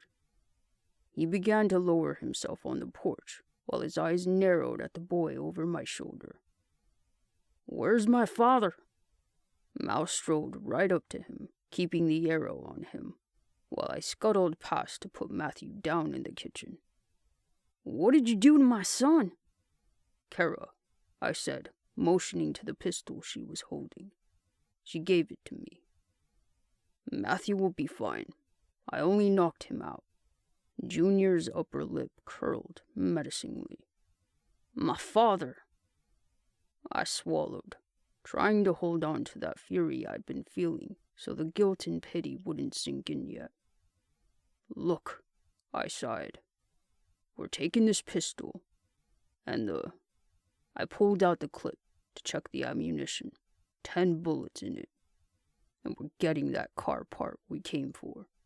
Then you'll never see us again." Junior glared defiantly, but I could see the soggy grief in his eyes. "You sit here until we're gone. We'll leave the rifle in the barn." I shook my head, running a remorseful hand over my short hair. "I'm sorry for your loss." Without saying anything else, I turned and started for the barn. Kara and Mal followed silently. And once we reached the vehicles, Mal guarded the door. I made a quick work of the V-belt we'd come for, and once I had it in my backpack, we headed back down the road. Our Hummer was sitting right where we'd left it, and I popped the hood to replace the belt while Kara climbed into the back seat of the car. It was so quiet for a minute until I heard Mal get in next to Kara. You know, we did what we had to, she offered. I know, Kara answered after a few moments. But I still feel bad. Neither of them said anything, and my hands froze over the tension bolt as my eyes flooded. I never wanted to put Kara in a situation like that again. It had always been so easy in the past to know we were doing the right thing. Those raiders had robbed us, and Van and Jed were killers. But these people were as much victims of this world as we were. This wasn't the right thing. It was the only thing, and I hated it. I heard Mal get out and close the door behind her, so I hurried to sniffle away the blur before she reached me. When she did, she leaned against the front bumper, watching me thoughtfully. I don't want this life for her. I let out a heavy sigh, pinching the bridge of my nose. I don't want these to be her choices. All this, it needs to end. Mal's lips pursed sympathetically as she set a hand on my arm. She left it there for a couple of seconds before dropping it and motioning to the engine. Then finish this up and hope that that base is still standing and that it's a place where she won't have to make these choices. I gave a discouraged nod and finished putting on the new belt. After closing the hood, we both got in the car, holding our breath as I turned the key in the ignition. The Hummer fired up again, and it was almost enough of a relief to brighten my mood. Almost. We were still about 5 hours away from Pittsburgh, and there was a couple of hours left of daylight. The only time anyone spoke during the drive was when Mal studied the map and gave me directions. By the time we got close, it was long dark, and we stopped a couple of miles away from where the base was, in case they saw us and weren't friendly. With the Hummer parked a little off the road, we grabbed all our gear and locked it up. There was no way of knowing whether or not there was anyone on the base, but if there were, they'd probably have lookouts around it, maybe even patrols, so we kept our flashlights off.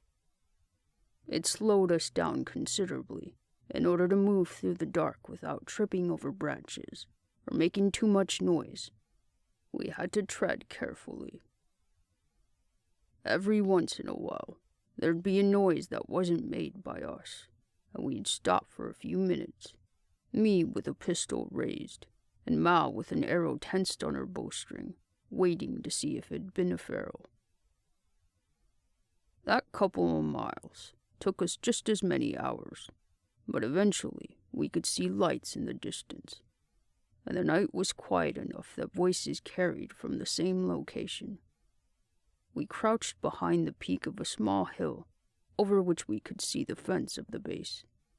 We'd made it. Now all we had to do was figure out if we beat Jed. "Can you see anyone familiar?" I asked, squinting through the dark. It looked like they were facing the main entrance, where a couple of people were standing guard under the soft glow of the lantern. I can't tell, Kara answered. We need to get closer. I considered it for a moment, glancing up and down the length of the fence. Okay, stay low. I led the way, ducking behind trees as we skirted nearer the gate. When we got close enough to make out the soldiers' faces, I looked at Kara, and she shook her head to let me know they weren't any of Jed's. There was still a whole lot of area of base to cover, so with a nod for them to follow, I started around the perimeter. It was just as slow going, and it took us at least another hour before we reached an area where there were more people. There were two, specifically, who appeared to be walking the perimeter, just like we were doing. We flattened ourselves against tree trunks to make ourselves invisible. I heard a voice before I could see any facial features, but the man said, "There's another one over here," and pointed to some kind of electrical box on our side of the fence. It didn't matter what he was pointing to, because his voice made my teeth clench, and Kara let out an angry breath. It was Jed's voice, and peering out from behind the tree, I could finally see his face. He was with Mia. "Why didn't you just kill her?" Mia asked, raising a crossbow toward the box.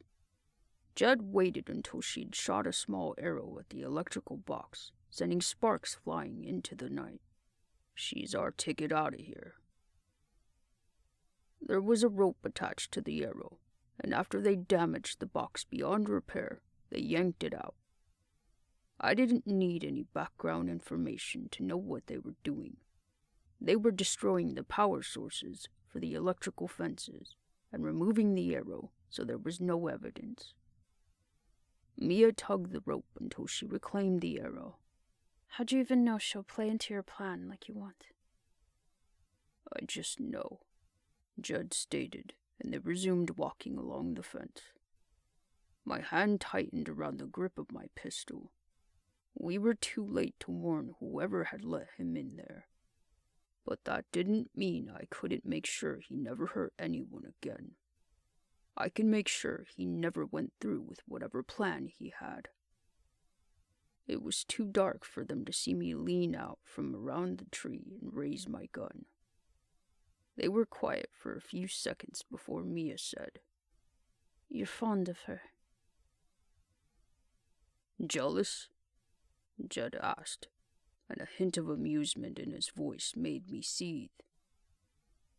I looked at Kara, and she nodded at where I was aiming. "Please." Mia laughed sarcastically. "If you wanted her like that, you'd have had her earlier." Mia shook her head. "No, you're fascinated." "Was fascinated." This time Judd laughed. "I thought it would have been more of a challenge to crush the light in her. Now she's only good for distracting Genevieve." I didn't even know who they were talking about, but I hated it. I hated Jed. We weren't just too late. It already sounded like he'd hurt someone. I squinted into the sights of the pistol, lining them up with Jed's head. My focus was so intense that I didn't hear the engine or register the lights coming closer until Jed and Mia picked up running. They disappeared deeper into the base, and I growled at my missed opportunity. But there was no time to sulk. A small off-road vehicle was approaching on our side of the fence, so we slunk farther behind the trees to remain hidden. "Ho!" one of the men of the vehicle shouted, and they came to a stop directly in front of us. My grip tightened again. We couldn't get caught. Whether or not these people were friendly with Jed would recognize us if they took us inside the gates. "Got another one," the man said, and two of them hopped out to grab something on the ground near the fence. It was the dead body of a feral, no doubt killed by the electric wire. I wanted to warn these patrollers. I wanted to tell them to check the power box, but I couldn't risk it. They loaded the body onto the back of the vehicle and drove off. "Dugan," Kara prompted the moment they were gone. "What are we gonna do? We're too late." I slid my back down the tree trunk until I was sitting in the dirt, still fuming about not taking that shot. "Dugan." "I know," I grumbled. "I need to think." Mal leaned back against a nearby tree while Kara squatted down at my side. "We should go to the gate and tell them," Kara said plainly. I shook my head. Jed knows us. He'll find a way to kill us before we can warn them. Or maybe they're just as bad as he is. We can't let them hurt anybody, Kara argued, but her defiance was pleading. I buried my face in my hands, trying to block out the stress. I can't let them hurt you. A blanket of silence fell over us, but I could feel Kara thinking, trying to come up with some solution. Before she could find one, Mal said, I'll go. I glanced up at her in shock. I can't ask you to do that. You didn't? She said, kneeling down beside Kara and I. I volunteered. Jed doesn't know me. I'll go to the gate, ask to speak to the leaders. And if it feels like they aren't siding with Jed, then I'll tell them he's bad news. It's risky, Mal. Just thinking about her going alone made me sick to my stomach. You don't know what Jed is capable of. But you do, she answered, letting out a bleak chuckle as she looked from me to Kara. And it's obviously a severe source of anxiety. I groaned reluctantly. Dugan, she prompted, giving me a knowing look. These are our choices. I knew what that meant. She wasn't volunteering for the sake of the people here, or because she knew how dangerous Jed was. She was volunteering because she cared about Kara. Wait until morning, I sighed. Then we can at least find a vantage point and try to keep an eye on you. Mal nodded, and when we looked at Kara, she gave a reluctant nod of agreement. Maybe there was still hope.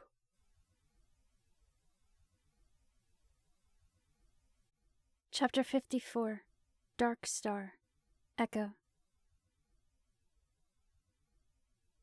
We hadn't moved from the couch, and despite the fact that it was hot with Genevieve lying on top of me, and I was sweating beneath her, she'd fallen asleep, and I couldn't bring myself to get up. It was a wonder how she wasn't too warm to be sleeping, especially with her face buried against my neck, where it must have been harder to breathe. Aside from the heat, I was comfortable enough to have taken a nap too. The only reason I hadn't was because I didn't want to miss any of this. I loved it all, each foggy breath on skin, how one of her hands was set comfortably against the other side of my neck, and yes, the drops of sweat adhering my shirt to my back and stomach. She might have been drooling a little bit, as I was fairly sure I wasn't sweating bad enough to feel a drop sliding down my neck. This wasn't a Genevieve who had zero tolerance for raiders, ferals, and bullshit. This was a Genevieve who actually showed emotion without having to bulldoze through layers of stoic leadership. This was a Genevieve who'd completely let her guard down 2 hours ago, and instead of freaking out about it, had fallen asleep on me. The next inhale Genevieve made was a deep one, and with it she lifted her head. She looked so groggy. For a moment she simply glanced around, eyes barely open enough to see anything, and blinking fast to try and remedy that. One corner of her mouth was pulled down too, like she wasn't happy that something had woken her. She appeared such a mixture of confused and tired and content that I couldn't help but laugh. When she heard that, she turned her tired stare on me. "Make that face again," I said. Instead, she narrowed her eyes a little more at me. "Did you forget where you were?" I poked at the corner of her mouth, which had flattened out, and she was now trying to keep from tugging into a smile. "Do it again." I pinched at her cheek. "So sleepy." She made the face again, just to humor me, and when I snorted with laughter, she dropped her head back down, chuckling. "Shut up." "Make me," I challenged playfully. At first she didn't say anything, but then in one single movement, she bounced up, out from between my legs so that she was straddling my hips, and making a reach for my wrist with a grin on her face. "I'll make you," she giggled, going after it when I yanked my arm away. She tried to grab it, but I was attempting to dodge and get a grip on her at the same time, so we were both struggling through laughter to catch the other. And laughing made it infinitely harder, because my eyes kept closing through it, and after a minute they teared up and my stomach started hurting. And Genevieve looked so determined. She was trying so hard, but she'd always been terrible at getting the upper hand on me. "I'm still waiting," I sang, purposefully shoving my hand in her face to tease her about not being able to grab it. She snickered, snatching from my hand so fast she almost smacked herself in the face. "I'm taking it easy on you." "You're full of it." Just to prove my point, I sat up and grabbed her, fully prepared to flip us over and pin her. I hadn't expected her to make it difficult for me, but she wiggled so hard when I did that, we both toppled over the side of the couch. I landed flat on my back, with all the extra weight of her right on top of me, letting out a loud oomph. It hurt, and I was trying to groan, but I was still laughing too, so the mix just kept pouring out of me, while I silently clutched my elbow. "Are you okay?" Genevieve sat up. I was regaining some of my breath and probably could have answered, but she looked so concerned that an idea formed at the back of my mind. I kept cackling. "Echo?" Before she could say anything else, I shot up, grabbed her like I'd intended to the first time, and switched our positions, dropping her on her back. "Got you," I grinned. She made a reach for my wrist as if to try and flip us back over, which was completely the wrong place to try and grab me.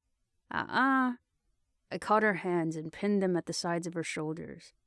I already won. I pursed my mouth to the side and stared down at her. "Now, what am I gonna make you do?" She rolled her eyes at that. "You forget who you're talking to. I'm stubborn, remember?" I shifted to bring one leg between both of hers and pressed my knee hard up against the center of her. Despite the effect it had on her, and the sharp intake of breath she gave, and the fact that I would have loved to just go for it, I said flatly, "Quiet, I'm thinking." "I hate you sometimes," she grumbled lightheartedly, but a moment later her amusement shifted to a mischievous smirk. She didn't say anything to indicate what idea she had, but she didn't need to, because then she ground herself against my knee. At the look on my face, she pursed her lips to hold back a pleased smile. "You just keep thinking. I don't need you for this." I tried to keep a straight face, but I couldn't get over the way it felt to have her rocking against my thigh, and knowing exactly what she was getting out of it. "Stop that," I attempted to scowl. Her eyebrows rose smugly, and just because she could see what it was doing to me, she made the next roll of her hips more exaggerated than the rest. "Make me." God, that grin. My curse of damn you was broken by a breathy laugh. I'd never be the real winner, but as I lowered my lips to hers, I didn't care. She slipped her hands out from under mine in order to wrap her arms around my neck and open her mouth against mine to kiss me more deeply. She was still rocking herself against my knee, and as much as I wanted to replace that knee with my hand, I was enjoying too much the way this felt. Of course, this wouldn't be an intimate moment with Genevieve unless we were interrupted by something. There were voices at the front door, getting louder and louder by the second. Genevieve and I darted up. Upon reaching my feet, I realized I still hadn't buttoned my cargos, so I rushed to do them, finishing right as the handle clicked. The door swung open, and Jed and Mia strolled through. I should have locked the damn thing. At seeing us, they stopped. Jed's eyes took us in, studying each of us up and down, while a grin widened beneath his facial hair. "Looks like we missed some action," he said to Mia, laughing. "What are you doing here?" I asked bracely. "Or are you two in the middle of something?" He ignored my question. "Don't stop on our account." "What are you doing here, Jed?" Genevieve growled, pacing to the island to reassemble her rifle. It was intimidating how fast she put that thing back together. But Jed never seemed to care. He wasn't scared of anything. "You said we could scavenge for whatever we needed." He shrugged, glancing around the house. "Seeing as we're leaving tomorrow morning, I thought we'd look for some last-minute supplies." "Not here," Genevieve told him, putting on her backpack and then slinging the rifle over her shoulder. "This house is off limits." Jed smirked. "I can see why." I followed Genevieve to the door, where I put my own backpack on. "Ow," she told Jed and Mia, motioning outside. Instead of moving, Jed looked straight at my wrist. "How is my favorite raider doing today?" I glared at him, but before I could say something snarky, Genevieve repeated angrily, "Out!" Jed's shoulders shook with laughter, while he and Mia finally trudged out of the house. We followed, and as they strode away for the next home, he called over his shoulder, "You're a wolf in a cage, Echo." I groaned in frustration, my fist clenching at my side. That smug fuck. "Hey," Genevieve said, making sure the house was locked, and took my face in her hands to get me to look at her. "Ignore him. He doesn't know you." I nodded, because that's what she wanted, and because I couldn't tell her that he knew me better than I was comfortable to admit. "Want to go to the barracks or the defec?" I stared after Jed and Mia while I thought about it. There were some scraps of meat in my backpack from this morning. Now that I knew Jed and Mia were out, and Noah's men had been invited to the special lunch that was probably still going on, I was pretty sure there wouldn't be anyone around. It was the perfect time for me to go and feed that dog. I knew Genevieve didn't like it. It was risky. But this would be the last time, because they were leaving tomorrow, and I had so many sins to atone for. Any life I could save was a precious one. No, I told Imogen I'd meet up with her. I didn't want Genevieve to worry, nor did I want to upset her.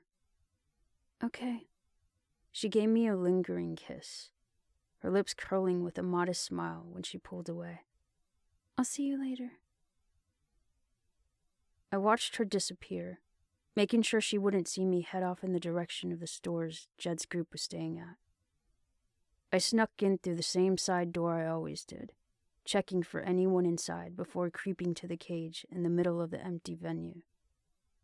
The dog's ears pricked forward when he heard me coming, and he sat up, immediately sniffing the air for the hint of food. "Hey there," I whispered, pulling my backpack around to take the meat out. He didn't growl at me anymore, no matter how comfortable and unmonitored my movements were. Still, I extended my hand to the bars cautiously, letting him sniff me for a moment before sticking it all the way in. It was obvious that before Jed got a hold of him, he'd been such a sweet dog. No longer afraid of my touch, he let me scratch behind his ears, and even leaned into it with enjoyment. Of course, I still rewarded him with food, letting him take the pieces of meat from my hand, one by one. After he'd eaten it all, I petted him a little more. "Okay," I said, running my fingers through his fur. "I'm gonna let you out now, but you have to promise not to attack me." I leaned over to look the dog in the eyes, as if he'd understand. "Deal?" I pulled my arm out and extended it toward the bar, holding the door shut. The dog slunk back in the cage, eyes locked on my hand and ears plastered fearfully against his head. I eased the bar back so it wouldn't make any sound, and then opened the door just as carefully. "There," I whispered. "You're free." The dog was tense, watching me with a familiar distrust. "It's okay," I said in the softest tone I could. I wish I'd saved a piece of meat to coax him forward. "Come on." He continued to watch me for a minute before slowly beginning to inch out. "There you go," I said. He stuck his head out and then a paw. "Good boy." I held out my hand to give him a destination, and still watching me skeptically, he walked to me, touching his nose to my palm. "So good," I praised again, gently petting his shoulder. I noticed the collar around his neck before, and always wondered what it said on it. "What's your name?" I twisted the tag so it was facing me. "Rocky," I read. Well, it's not what I would have picked. At some noise or smell I couldn't pick up with my own senses, the dog's ears perked, and he looked off into the distance. He backed up from me, tense once more, and definitely ready to bolt. "Don't," I began, too afraid to try and detain him as he took off running. "Get caught on your way out." I sighed, hoping he wouldn't get recaptured and thrown back in the cage, because I didn't think I'd get another chance to help him out. Tossing my backpack over my shoulders, I started for the exit of the shop.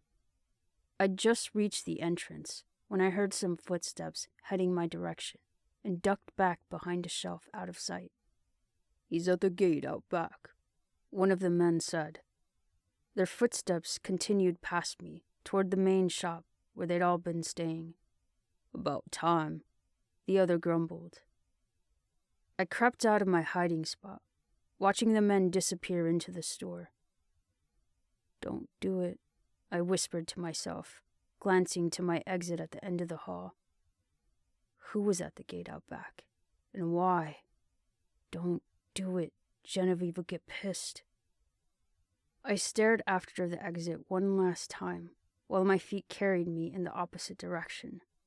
So stupid. But if they were doing something shady, then I needed to know. Crouched down, I tiptoed to the main shop. At least they didn't have electricity at this building, and there were plenty of shadows for me to hide in. The voices were disappearing at the back of the department store, so I followed the sound, trying not to make any of my own. I trailed them to the very back, into the employee section, where there was a rear exit and a few offices. The men swung open the back door, letting in a flood of sunlight that temporarily blinded me in the dark of the store. Once they were gone, I rushed into the office nearest the door, checking for my hiding places before extending my arm to the door handle. I eased it open from the cover of the office doorway and peered through the small crack I'd made outside, waiting for my eyes to adjust to the light. When they finally did, my jaw set angrily. "Did you get what the boss wanted?" One of the men I'd followed asked another guy standing on the opposite side of the fence. It was one of the raiders, the ones Jed had told us he'd taken care of. I recognized his face from a brief glimpse I'd got the day we went to the animal shelter. "Yeah," the raider answered. "How many?" the second man I followed asked. 3. Both of Jed's lackeys shook their heads. "He wanted 6. "We did the best we could, man," the guy said, taking a pleading step forward, but then retreating when he nearly touched the electric wire. "Payment?" One of the men dug in his pocket for something, but I couldn't see well enough through the slit in the door, so I inched out of my hiding place, bringing my eyes closer to the opening. "Toss over your shoe," he instructed while he pulled a plastic bag out of his pocket. The raider didn't even ask what for before throwing his shoe over the fence. Jed's guy stuffed the bag into the sneaker and then hurled it back over. The raider scrambled to pick it up when it hit the ground, desperate for whatever was inside. But when he pulled it out, his face fell. "It's only half." "Yeah?" Jed's second guy asked flatly, while his hand set on the pistol at his waist, challenging the raider to protest again. The raider didn't say anything, and instead turned to leave. "They better still be there when we come tomorrow," the guy called after him. "I knew you'd come back for the dog," said an accented female voice from behind me, and it scared me so bad I fell as I turned around. Fuck. It was Mia, with 2 large men at her side. "Grab her." When the first guy reached for me, I shoved him away and dashed forward, trying to plow through the second one before he could get a grip on me. He managed to catch one of my arms and whipped me so hard into the adjacent office window it cracked against my back. Before I could dart forward again, the guy I had pushed slammed his fist into my stomach, and as I buckled over, he took my free arm. Mia waved for them to follow, and with their vice grips on my wrist, they started to drag me after her. I struggled. I pulled and pushed and tried desperately to free myself from their grasp. When that didn't work, I dug the soles of my feet into the ground, at least trying to slow them down to wear them out. "Help!" I finally screamed. They were too big for me to break free and reach my radio, so I hoped someone was near enough to hear me shout, "Help!" The man's fist smashed into my gut again, and as I choked on air, they stripped me of my weapons and backpack and radio. Then they finally released me, throwing me to the ground at Jed's feet. They dragged me to the shipping warehouse at the side of the store, and while I regained my breath, I glanced around. Jed, Mia, Murphy, the 2 who dragged me, and 4 others were looking down on me, and for the first time, Jed terrified me the least. I still tried to make one last break for it. I darted to my feet, making a dash between 2 of the people crowding around me. Their arms shot out, blocking my path and hurling me backward. Another man caught me, the one who kept punching me, and he spun me around just to punch me in the jaw this time, sending me careening to the floor. The action wheeled a growl out of Jed. "Hit her again and I'll put a bullet in you." Murph snickered at that. "What do you care, boss?" asked the other one who dragged me. "We care," Jed grumbled, squatting down in front of me and using his thumb to wipe a spot of blood from the corner of my mouth. I scowled, tugging away from his hand. "Because if we send her back with bruises, her girlfriend would come here and kill us all before morning." Since he'd just told nobody to hurt me, I tried one last time to escape. This time, when 2 men threw their arms out, I managed to punch one of them in the nose before I hit the ground again. He roared and raised a fist to retaliate, but Jed cleared his throat, stopping the man mid-swing. "I'd stop fighting this, Echo," Jed told me calmly. "I'd like to send you back, but we're leaving tomorrow morning. A dead body could just as easily go missing until then." I took a gander at the people who'd formed a tight circle around me, trying not to let them see how terrified I was. I don't know why Jed wanted me alive, but I had no doubt any of them would kill me with pleasure if he gave the order. "Join us tomorrow." My gaze snapped back to Jed. "Fuck you," I spat. "I'm not a raider anymore." "This is the last time I'm gonna offer," he said, watching me intently. "Leave with us." I simply glared at him. I'd never give him what he wanted.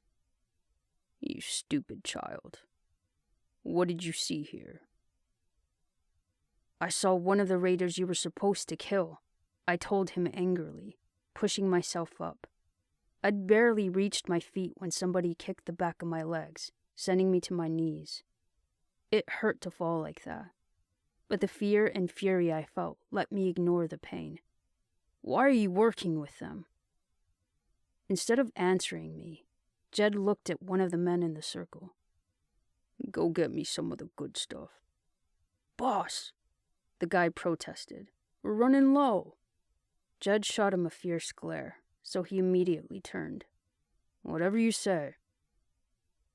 You understand, I have people to provide for, Judd said to me.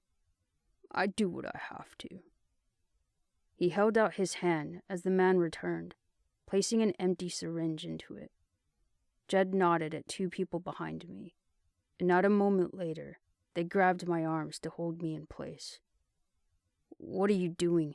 I asked, jerking at my detainers and feeling my heartbeat start to race all over again. The man who'd bought the syringe was holding a small plastic bag filled with a glossy brown sawdust. At the sight of it, my stomach dropped. My blood ran cold, and I refused to look at it again as I immediately resumed struggling. What's that for? Judd, what are you doing? I pleaded, too afraid to watch the man liquefy the heroin. Too afraid to watch Judd suck it into the syringe. Judd, my eyes blurred with frightened tears. No, Judd. You know what this is? He asked, turning toward me with the filled needle. I couldn't look at it, so he strode closer to hold it out in front of me. My eyes darted away, and then turned another direction when he followed, attempting to force me to look. When still I refused, he chuckled, bent over a little to stare into my teary eyes, and then straightened, chuckling some more. How many times?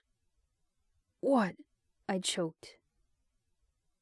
He moved the syringe into my eye line again, and again I glanced away. Oh, Echo, he said through a sinister laugh.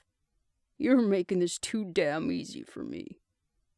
He was so amused he couldn't stop smiling and cackling, and he scratched at his beard with his free hand. I've done this before, and most people are so scared they can't look away. He tried once more to put it in my sight. You know who refuses to look before I shoot him up? My teary-filled eyes met his. There was no point in trying to hide it. People who know what to expect. People who are ashamed that they know. A drop slid down my cheek. Please, don't. How many times have you done it? He asked, his voice a forceful growl. Twice. After Valerie died, the guys found some, and I didn't care if it killed me. But not now. Please, not now.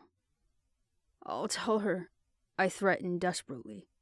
I'll tell Genevieve. You're not gonna tell her, he replied calmly, tracing the tip of his finger up the length of the needle. Because if you tell her, then I'll let her know you found out what we had, and you came begging for it, because you're a raider and a fucking junkie. No, I whimpered. Who do you think she'll believe?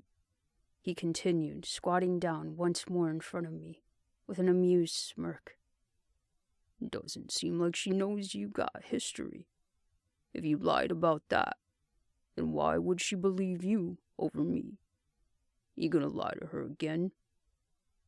He watched me for a moment, letting it sink in while my tears spilled down my cheeks.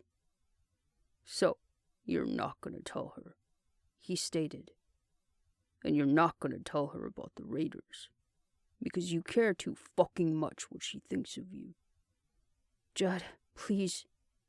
I didn't know what else to do, and my voice cracked with a terrified sob. I'm begging you, please. I tried to inch away from him, craning away from his armed hand, but the men held me in place. I warned you, he said, straightening up and looking at the men still gripping my arms. Hold her down. No, I screamed, fighting against the tight grips. Judd, don't! I fought desperately, even after they yanked me backwards off balance. Don't! I don't want it! Don't touch me! I sobbed, struggling and bucking and squirming. I couldn't look away from the syringe now. Like if I stared at it, somehow it would disappear. "Judd, please!" They slammed me onto my back, tears streaming down my face while they knelt over my arms. And a third guy sat on my chest to pin me down. Murph was bouncing on the balls of his feet with excitement, and Mia was smirking at me as Judd neared with a drug. I squeezed my eyes shut. "Please," I cried, a fresh flow of tears running down my temples. It was no use fighting. "Judd, no." There was a prick in the bend of my arm, and a sickening heat plunged into my flesh, invading and poisoning my veins. It ran thick through my blood. I could feel it squeezing through my skin, and my tears, and my head. And I completely lost the desire to fight.